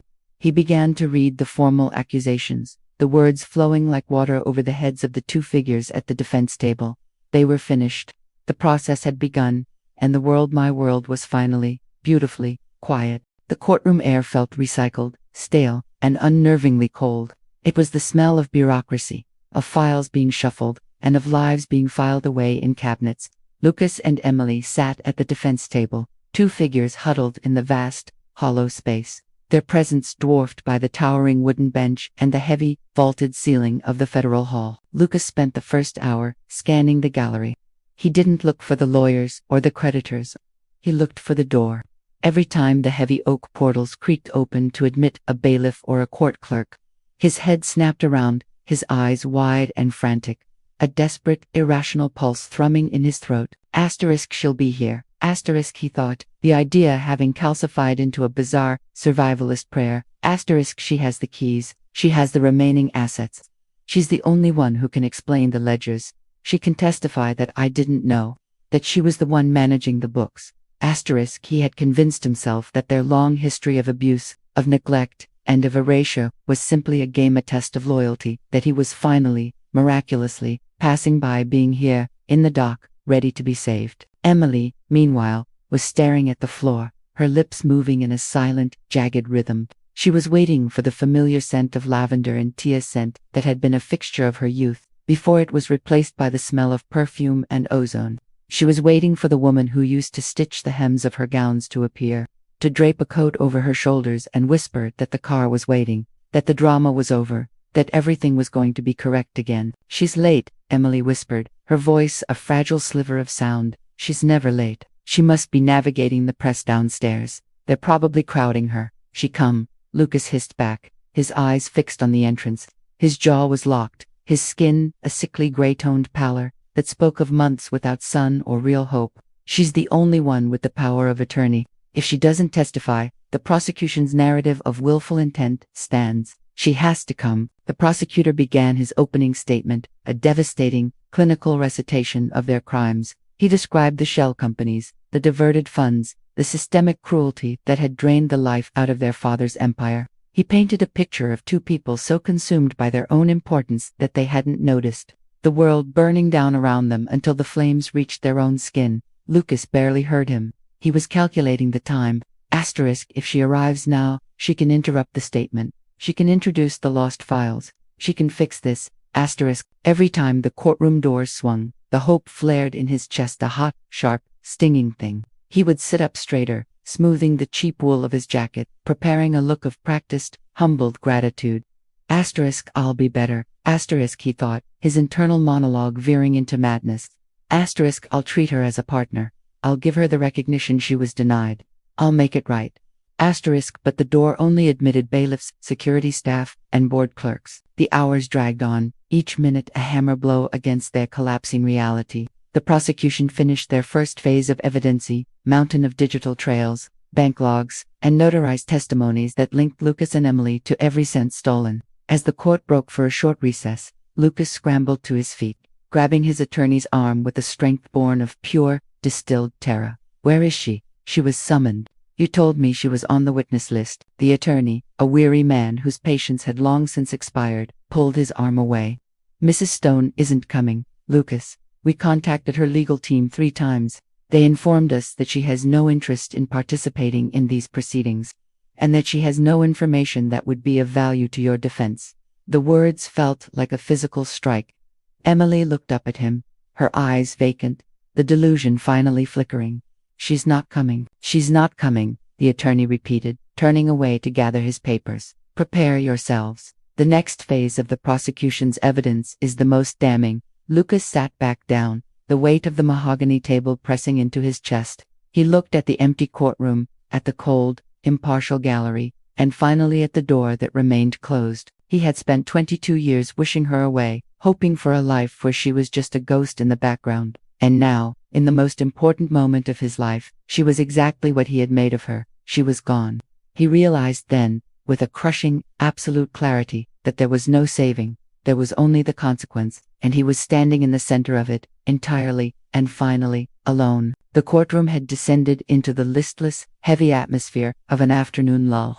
The prosecutor was mid-sentence, meticulously detailing a wire transfer from 2024.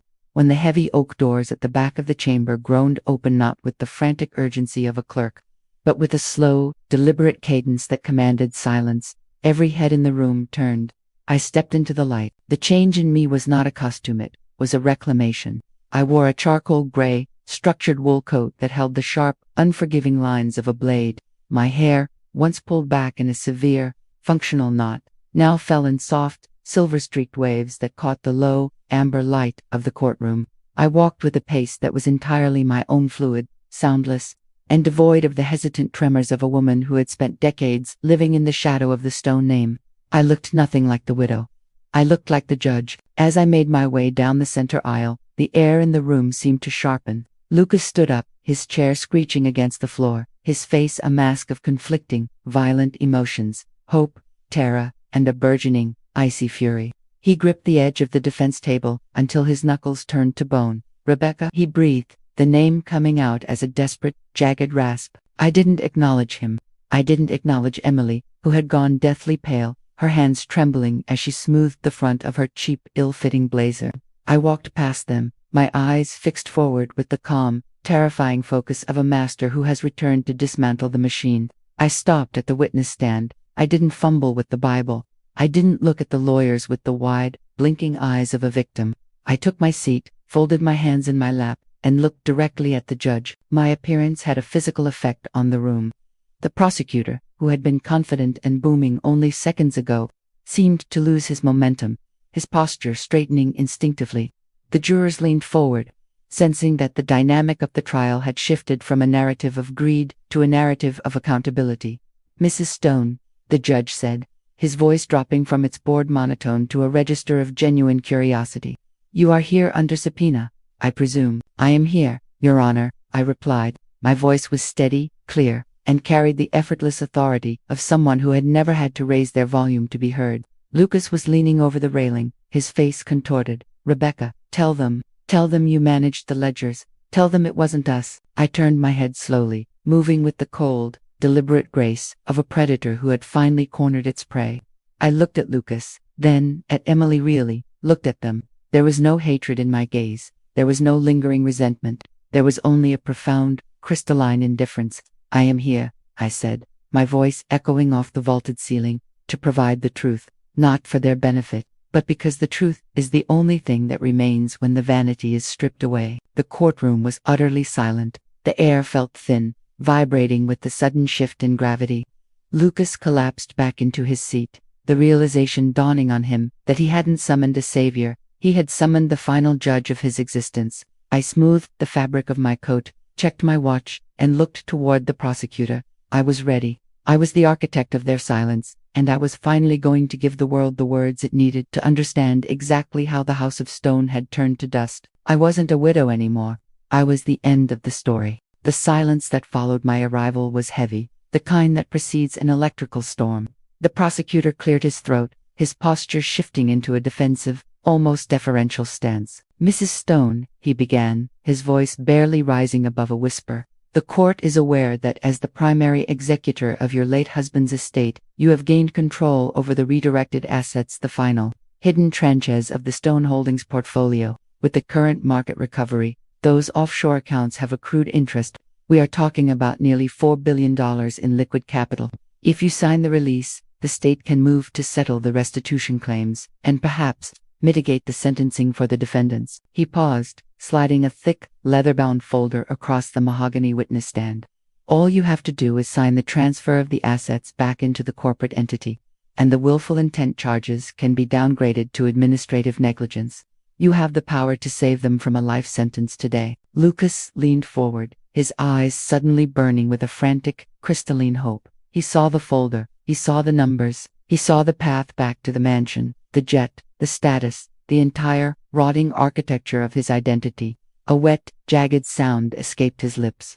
It was a laugh, hysterical and sharp, echoing against the wood paneling of the courtroom. You see, Lucas crowed, pointing a shaking finger at me, his face alight with a delirious, triumphant fever. I told you, she's the executor. She's been holding the leverage all along. You hear that, Emily? We won. She's going to sign it. She's going to pay it off, and we're going to walk out of here like nothing happened. Emily let out a sob of relief, her head dropping onto the table. I knew it, she whispered, her voice cracking. I knew she wouldn't let the name die.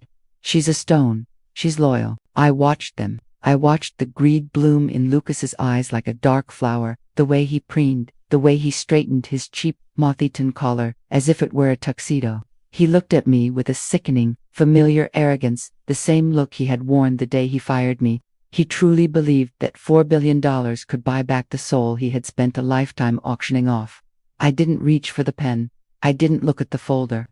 I looked at the judge, my expression as cool and impassive as a winter morning. Your Honor, I began, my voice steady, carrying clearly to the back of the chamber.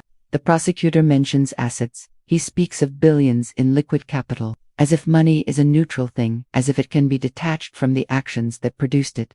Mrs. Stone, the judge interjected, his voice softening with a flicker of confusion. The offer is on the table. It is the most expedient path toward restitution. I reject it, I said. The courtroom froze. The sound of a pen hitting the floor echoed like a gunshot. Lucas's laugh cut off abruptly, trapped in his throat like a jagged shard of glass. He stared at me, his mouth agape, his face paling to a gray, sickly hue. What did you say? I reject the assets, I repeated, my gaze locked onto the judge, refusing to grant Lucas even a second of my attention. Those billions were not earned, they were extracted. Every digit in those offshore accounts represents a pension fund that was drained, a small business that was bankrupted, and a life that was ruined. To sign that folder, to move that money back into the hands of these two people, would not be restitution. It would be a crime. I stood up slowly, the silence in the room so absolute I could hear the hum of the light fixtures. Let the assets be seized by the state, I said, my voice rising with a final, chilling clarity. Let them be liquidated, and let every penny go to the families who lost their futures. I will not be the one to launder their sins. I will not be the one to give them a second chance to do it all again. I turned my back on the folder, on the money, and on the man who was currently staring at me with a face twisted in total, unmitigated horror. Lucas stood up, his chair crashing backward, his scream tearing through the courtroom, raw and animalistic. "You bitch, you're throwing it away. You're throwing us away." I didn't blink. I didn't stop. I walked toward the exit, my heels clicking on the marble floor, a rhythm that sounded, for the first time in 22 years, exactly like freedom. I had left them the only thing they deserved, the truth, stripped of every golden veneer, leaving them with nothing but the name they had tried so hard to build, and the prison they had built for themselves. The courtroom was in a state of sensory shock. The prosecutor stood frozen, his hands still resting on the folder as if he were trying to grasp a ghost. Lucas was clawing at the wooden railing, his face a grotesque mask of fury and disbelief, his eyes darting from me to the judge, then to the empty air where he had visualized his rescue. "You can't," Lucas shrieked, his voice straining against the bailiffs, who had rushed forward to restrain him. "It's mine. It's all mine. You're just a servant. You're nobody. You're nothing. Without this family." I didn't break my stride. I stopped only when I reached the center of the aisle, turning back just enough so that the light from the high windows caught my face. I looked at him not with malice, not even with pity anymore, but with the clinical, devastating gaze of a surgeon observing a failed procedure. "You are right, Lucas," I said, my voice projecting with a quiet, icy authority that silenced his thrashing. "I was a servant. I served a house built on sand, an empire built on lies, and a name that stood for nothing but the depth of its own hunger." The judge leaned forward, his spectacles slipping down the bridge of his nose, watching me with an intensity that bordered on reverence. The room felt as though the oxygen had been pulled out of it, leaving only the cold, hard weight of accountability. "And now," the judge asked, his voice barely a whisper in the vast, vaulted room, "you are walking away from the largest fortune in the state, Mrs. Stone. You are walking into a life of absolute anonymity. Why?" I looked at the folder, then at the two figures at the defense table, the ruins of the people who had defined my life for 2 decades. They were shivering, their faces flushed with the realization that the billions were gone, and with them, the only thing that had ever made them real in their own eyes. "Because I spent 20 years watching the ledger," I replied, my gaze sweeping over the courtroom. "I watched the entries. I watched the subtractions. I saw what happens to people who believe that every human interaction is a transaction, and every life is a line item. They don't win. They don't end up wealthy. They end up hollow." I looked directly at Lucas, who had gone limp, his head hanging between his shoulders as the finality of my decision crushed the last of his delusions. "The money you are offering me," I said, addressing the prosecutor, "is not a legacy. It is the blood price of everyone who trusted this family. It is the cost of the lives they dismantled to maintain the illusion of their status." I stood straight, my coat hanging perfectly, my shadow long and steady on the polished floor. "I don't need money," I said, the words ringing out like a gavel strike. I don't need money tainted by blood and prison. I turned and walked toward the heavy oak doors. I heard a muffled sob from Emily, a sound of absolute, psychological surrender. I heard the judge's voice, sharp and final, calling the court back to order, but I didn't turn back. I pushed the doors open, and for the first time in 22 years, the air that hit my face didn't smell like the stifling, expensive perfume of the Stone estate. It smelled like rain, like wet asphalt, like exhaust fumes, and like the unfiltered, beautiful, chaotic freedom of a city that didn't know my name. I didn't look back at the courtroom. I didn't look back at the millions left behind. I walked out into the afternoon, a woman without a past, leaving the House of Stone to be buried in the wreckage of its own history. The story was over, and for the first time, I was the one who got to write what happened tomorrow. The courtroom had descended into a post-apocalyptic hush. The doors through which I had exited still seemed to vibrate with the finality of my departure. At the defense table, Lucas was physically shaking, his lungs struggling to draw in air, while Emily sat catatonic, her eyes fixed on the empty witness stand. The prosecutor, seeing an opening that had widened into a chasm, didn't hesitate. He gestured to the bailiff. "Your Honor, in light of Mrs. Stone's testimony and her formal rejection of the illicit funds, the prosecution would like to enter the supplemental evidence she provided to the clerk's office this morning. The master ledger, or what the defense once believed to be their salvation." Lucas's lead attorney, A high-priced shark named Marcus Thorne, who had spent the last 3 months dismissing the evidence as circumstantial, stood up to object, but his hand, usually steady as he smoothed his silk tie, faltered. He reached for the digital tablet containing the encrypted files I had handed over just minutes before my testimony. He swiped the screen, expecting the usual obfuscation of few offshore accounts, perhaps some dated tax discrepancies. As he scrolled, the room seemed to lose its light. Thorne's face, which had been a mask of practiced boardroom confidence, began to dissolve. His skin went the color of curdled milk. He clicked on a subfolder labeled *logistics _acquisitions _2024 *. His breathing became audible, a ragged, wet sound. He opened a file, then another, then another. It wasn't just money laundering. It was the complete, documented blueprint of a multi-year project to systematically dismantle and cannibalize the very companies that had been their biggest donors. He saw the signatures, not just Lucas's, but his own. He saw the invoices he had helped draft, the shell companies he had personally registered in the Cayman Islands, the dates that proved he had known exactly what was being stolen, and when he looked up, his eyes meeting Lucas's, Thorne's forehead was glistening with a thick, oily sheen of perspiration. He started to wipe it with a handkerchief, but his hand was trembling so violently he dropped it.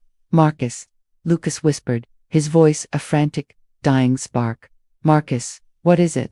"Just present the defense. We have the motion to dismiss." Thorne didn't answer. He couldn't. He was reading a thread of emails between himself and a bribe recipient in the emails he had thought were deleted, burned, and buried in the deep web.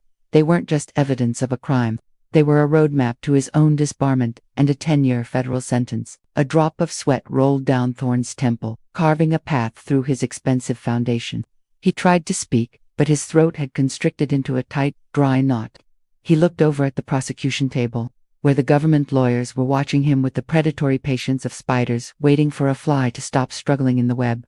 "Marcus," Lucas grabbed the tablet, his voice rising into a shrill, panicked shriek. "Why aren't you saying anything? Read the file. Tell the judge, it's a forgery." Thorne shoved the tablet away as if it were a burning coal. He stood up, his legs buckling slightly. I need to consult with my firm," he stammered, his voice a pathetic, high-pitched wheeze that bore no resemblance to the booming baritone he used to intimidate witnesses. "Your Honor, the defense. The defense requires an immediate recess." The judge stared down at him, his gaze heavy with the weight of someone who knew exactly what Thorne had just discovered. "Mr. Thorne, you look like you've seen a ghost. Are you suggesting that the evidence provided by Mrs. Stone is—" "I am suggesting," Thorne cut him off, his face deathly pale, "that the defense is compromised." Lucas froze. He watched his lawyer, the man who had promised to burn the system down to save him, begin to pack his briefcase with frantic, uncoordinated movements. Thorne wasn't looking at Lucas. He was looking at the exit. He was looking at his own career, his own life, and his own freedom, all of which had just been vaporized by a single, perfectly curated drive. The gallery erupted in a murmur of realization. The prosecutor stood up, a slow, thin smile spreading across his face. In that moment, Lucas finally understood. I hadn't just defeated him. I had destroyed the very barrier that kept him separated from the consequences of his actions. I hadn't left him alone. I had left him surrounded by the very people he had corrupted, all of whom were now realizing that their only way out was to bury him. Lucas reached out, clutching at Thorne's sleeve, but the lawyer jerked away, his suit coat damp with his own terror. The trial was no longer about money. It was about the slow, agonizing realization that every person Lucas had ever paid to lie for him was about to start telling the truth to save their own skin. I was already blocks away, walking into the cool, clear evening. I didn't need to hear the judge's gavel. I didn't need to see the panic in Thorne's eyes. I knew the endgame was set. The house of cards wasn't just falling. It was being incinerated by the very people who had helped build it. The courtroom was still reeling from Marcus Thorne's collapse when the heavy doors opened once more. This time, it wasn't the tentative shuffle of a clerk. It was the synchronized, heavy-booted stride of federal authority. Agent Ryan Cole stepped into the room. He didn't look like the man I had first met in a dimly lit corner of a dive bar 2 years ago, the man whose tie was crooked and whose eyes were clouded with the exhaustion of a stagnant career. Today, he wore a suit that fit like armor, and his presence carried the weight of a completed mission. He didn't head for the prosecution table. He walked directly to the witness stand, where I still sat, my hands folded in my lap, waiting. Agent Cole, the prosecutor said, his voice hesitant. Is there something you need to add to the record? Cole didn't answer him. He turned to the judge, his gaze shifting briefly to the defense table. Lucas was staring at him with a look of dawning, horrific comprehension, his mouth hanging open in a silent, jagged, "Oh, Your Honor," Cole began, his voice ringing with the calm precision of a closing trap. "I'd like to formally enter the logs of the Stone surveillance operation. For the past 24 months, my office has been engaged in a deep-cover partnership with the executor of the Stone estate. Mrs. Rebecca Stone hasn't just been a witness in this trial. She has been the primary operative." The room seemed to tilt. "Operative," Lucas shrieked, the word tearing through the silence like a jagged blade. He stood up so fast his chair flipped backward, the metal clattering against the floor. "She's my wife. She's my servant. She's not an agent." Cole didn't even flinch. He reached into his jacket and pulled out a small, metallic recorder, the same device I had carried in my purse during every single dinner party, every boardroom meeting, and every private screaming match Lucas had ever inflicted upon me. "Mrs. Stone approached the bureau shortly after Harold Stone's death," Cole explained, his eyes fixed on Lucas's disintegrating form. "She realized that the only way to expose the rot within Stone Holdings was to operate from within. She managed the ledgers, she moved the files, and she allowed us to place the very honeypot that lured Mr. Stone into his final confession today." I looked at Lucas. The mask of his arrogance was completely shattered. All that remained was the pathetic, trembling boy who had always feared being found out. "Every dinner party," I said, my voice echoing in the sudden void of the courtroom. "Every time you bragged about the logistics loophole over expensive wine, every time you mocked the regulators and bribed the inspectors, it was all being transmitted." "Lucas." In real time I stood up, moving to stand beside Agent Cole. For the first time, we looked like equals to professionals who had just successfully dismantled a dangerous, corrupt system. "You thought I was the background noise of your life," I said, my voice dropping to a low, intense register. "You thought I was the furniture, but while you were busy playing the king, I was the one recording the fall of the empire." Lucas gripped the railing, his face a mosaic of pure, distilled agony. He looked at the prosecutor, then at the judge, realizing that his own hubris had been the tool I used to build his cage. He had invited me to watch his crimes, believing I was too insignificant to understand them, and, in doing so, he had handed me the gavel. "She's a traitor," Lucas roared, his voice cracking into a high-pitched hysterical wail. "She's a rat. She worked for the feds." "No, Lucas," Cole corrected him, his tone dry and clinical. "She worked for the truth, something you wouldn't recognize if it hit you in the face." I looked at the gallery, at the reporters who were frantically typing, at the lawyers who were realizing their own complicity, and finally back at Lucas. The power dynamic of our entire marriage had been inverted.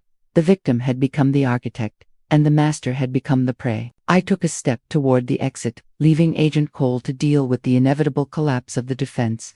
I didn't wait to see them being led away in cuffs. I didn't need to see the metal click shut on their wrists. The final act was complete. The invisible hand had finally closed, and the House of Stone was nothing more than a case file, waiting to be archived in the dark. The moment Agent Cole finished speaking, the heavy double oak doors of the courtroom didn't just open, they were swung wide with a clinical, synchronized force. For federal marshals, clad in tactical vests that looked like harsh, dark armor against the genteel wood paneling of the court, marched in with a rhythmic, heavy thud that sounded like a funeral drum. They didn't look at the gallery. They didn't look at the judge.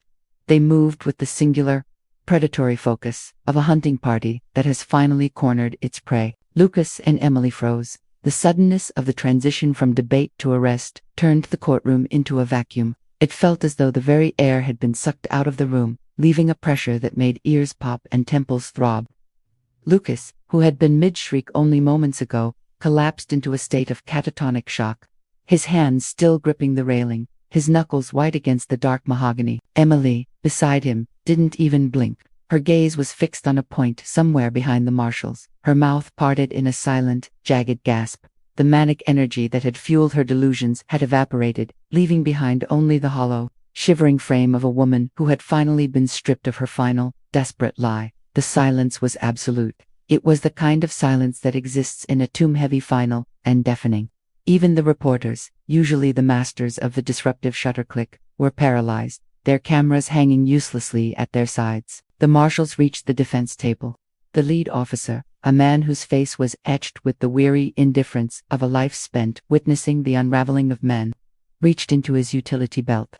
The metallic snick of the handcuffs, a sharp, cold, surgical sound, pierced the silence like a scalpel.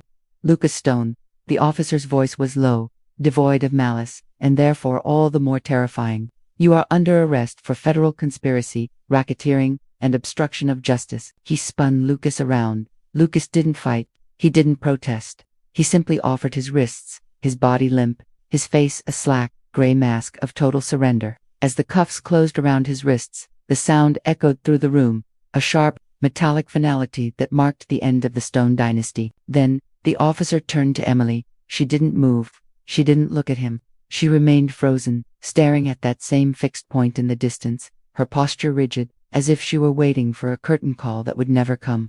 When the officer took her by the arms, she didn't resist. She merely tilted her head slightly, a small, involuntary movement of a doll being adjusted on a shelf. The click of her handcuffs was softer, more rhythmic, but in that vast, silent room, it felt just as final. I stood by the witness stand, watching it all. I didn't feel the triumph I had anticipated. I felt the strange, haunting clarity of a witness who has seen a building collapse and realized that the space it once occupied is finally, mercifully, empty. The courtroom was still.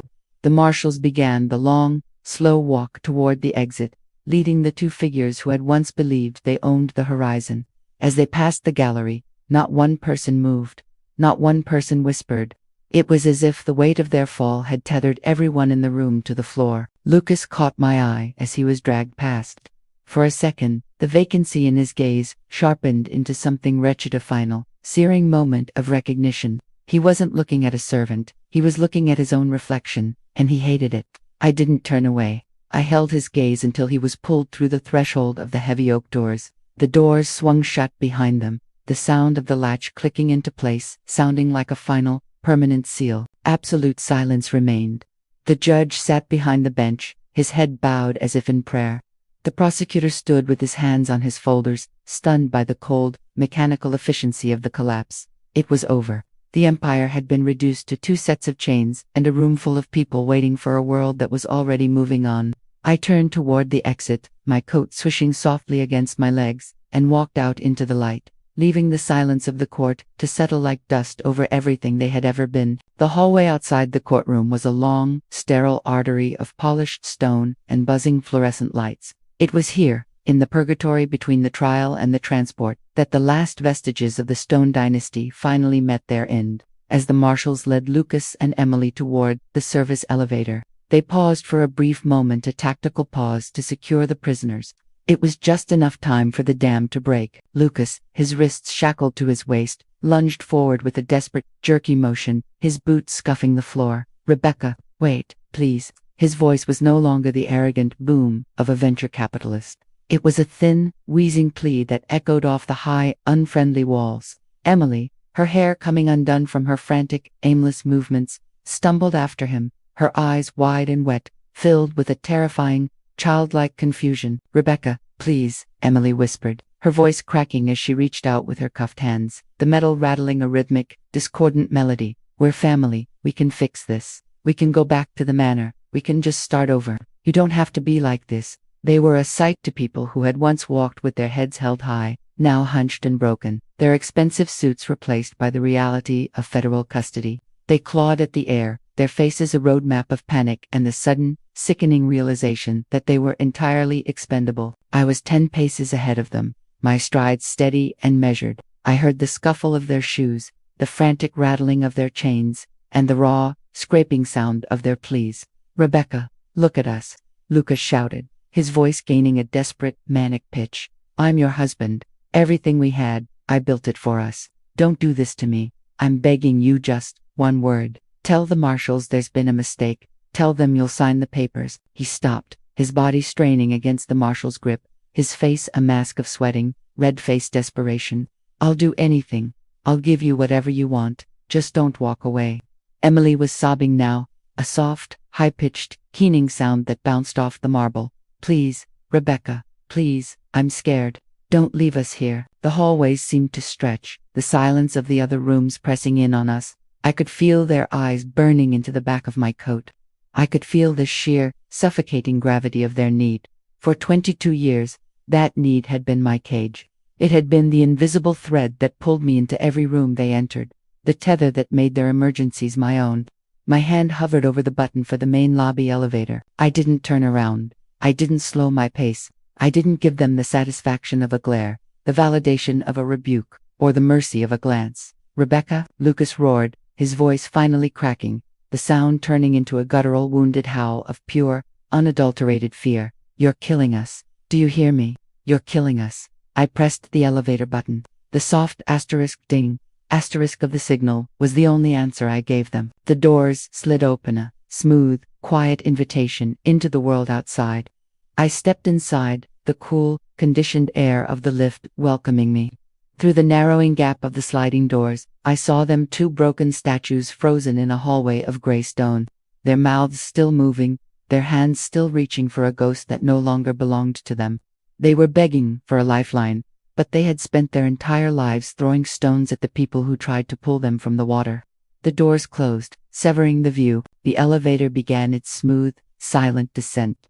I stood perfectly still, my reflection in the polished brass doors revealing a woman who was composed, untethered, and finally, completely quiet.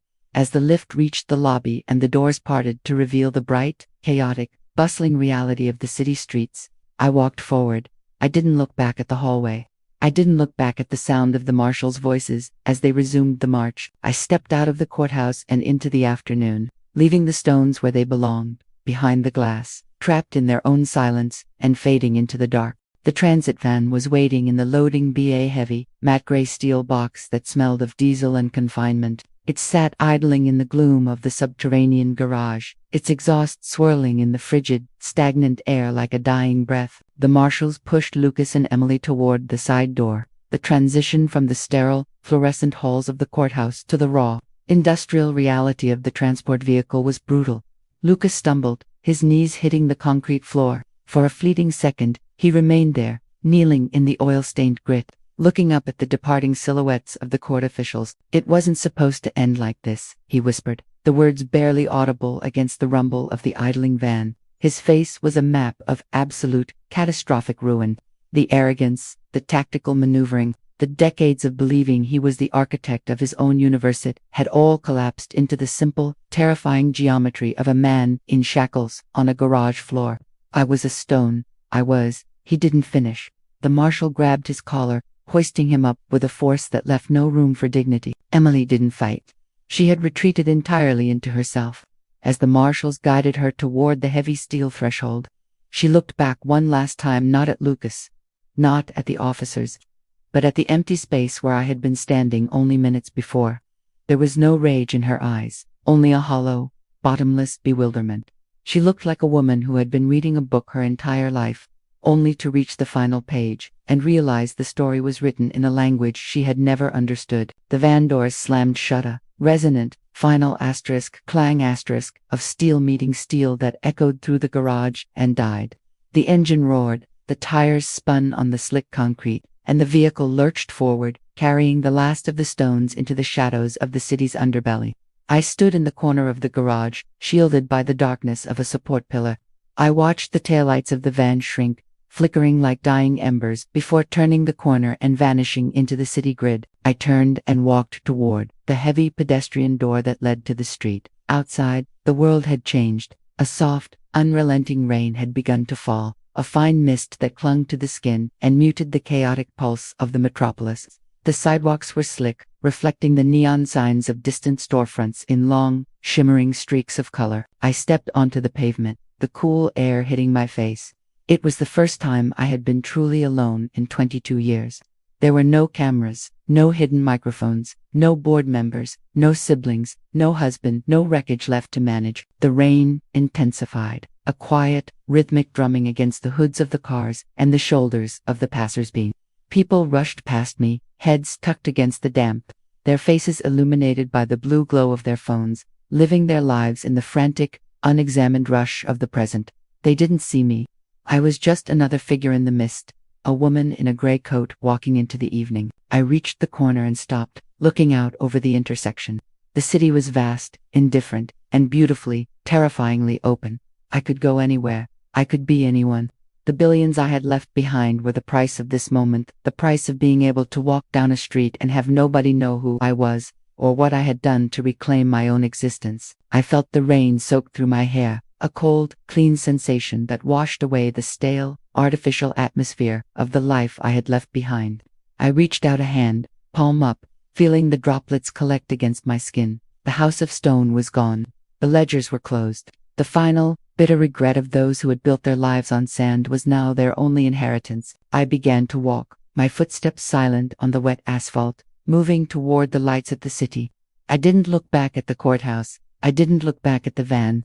I simply kept moving, disappearing into the quiet, steady rhythm of the rain, becoming nothing, becoming everything, and finally, for the first time, becoming free. The salt air of the coastal town was a curative, a sharp and clean contrast to the heavy ozone-thick atmosphere of the city's concrete canyons. It had been 6 months since I last heard the echo of a gavel, 6 months since I had walked away from the wreckage of the stone name. My house was small, nestled on a cliffside, where the earth fell away into the churning, rhythmic blue of the Pacific. It was painted the color of bleached driftwood, weathered by the wind and grounded by the sheer, unyielding weight of the rock beneath it.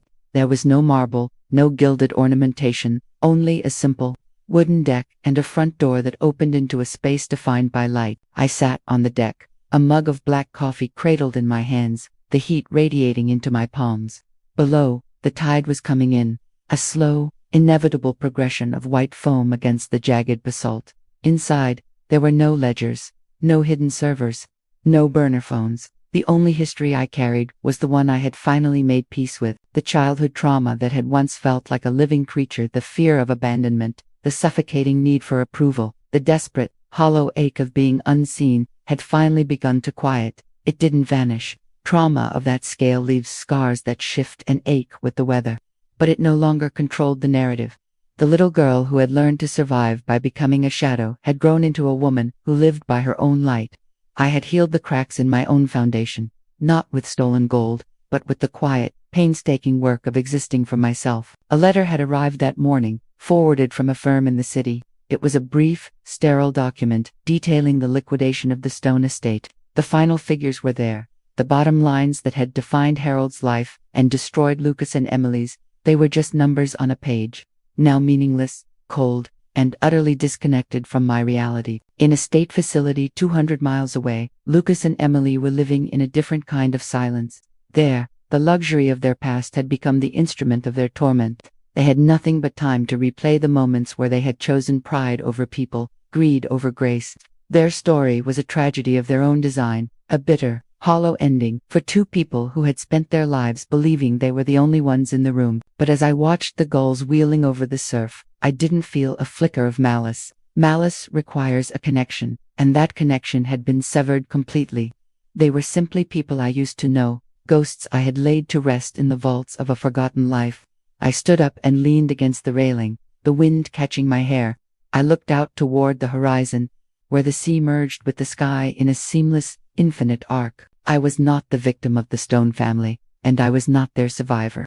I was simply Rebecca, woman who had reclaimed her own name, her own time, and her own peace. The sun began to dip toward the water, casting a long, golden path across the waves. It was a quiet triumph, devoid of applause or fanfare. There were no witnesses to my success, and that was the point. For the first time in my life, I was finally, beautifully, and utterly whole. I turned back to my home, stepping through the doorway and into the quiet of the evening. The door clicked shut behind me, the sound final and serene. The history was closed, the book was put away, and for the first time in 22 years, the only thing waiting for me tomorrow was the silence of my own choosing. Sometimes, true victory isn't about winning at all costs, it's about the courage to walk away from everything that dims your light. If you're ready to stop performing for the world and start living for yourself, hit subscribe. Join us at Reality of Life as we navigate the profound journey of reclaiming our souls.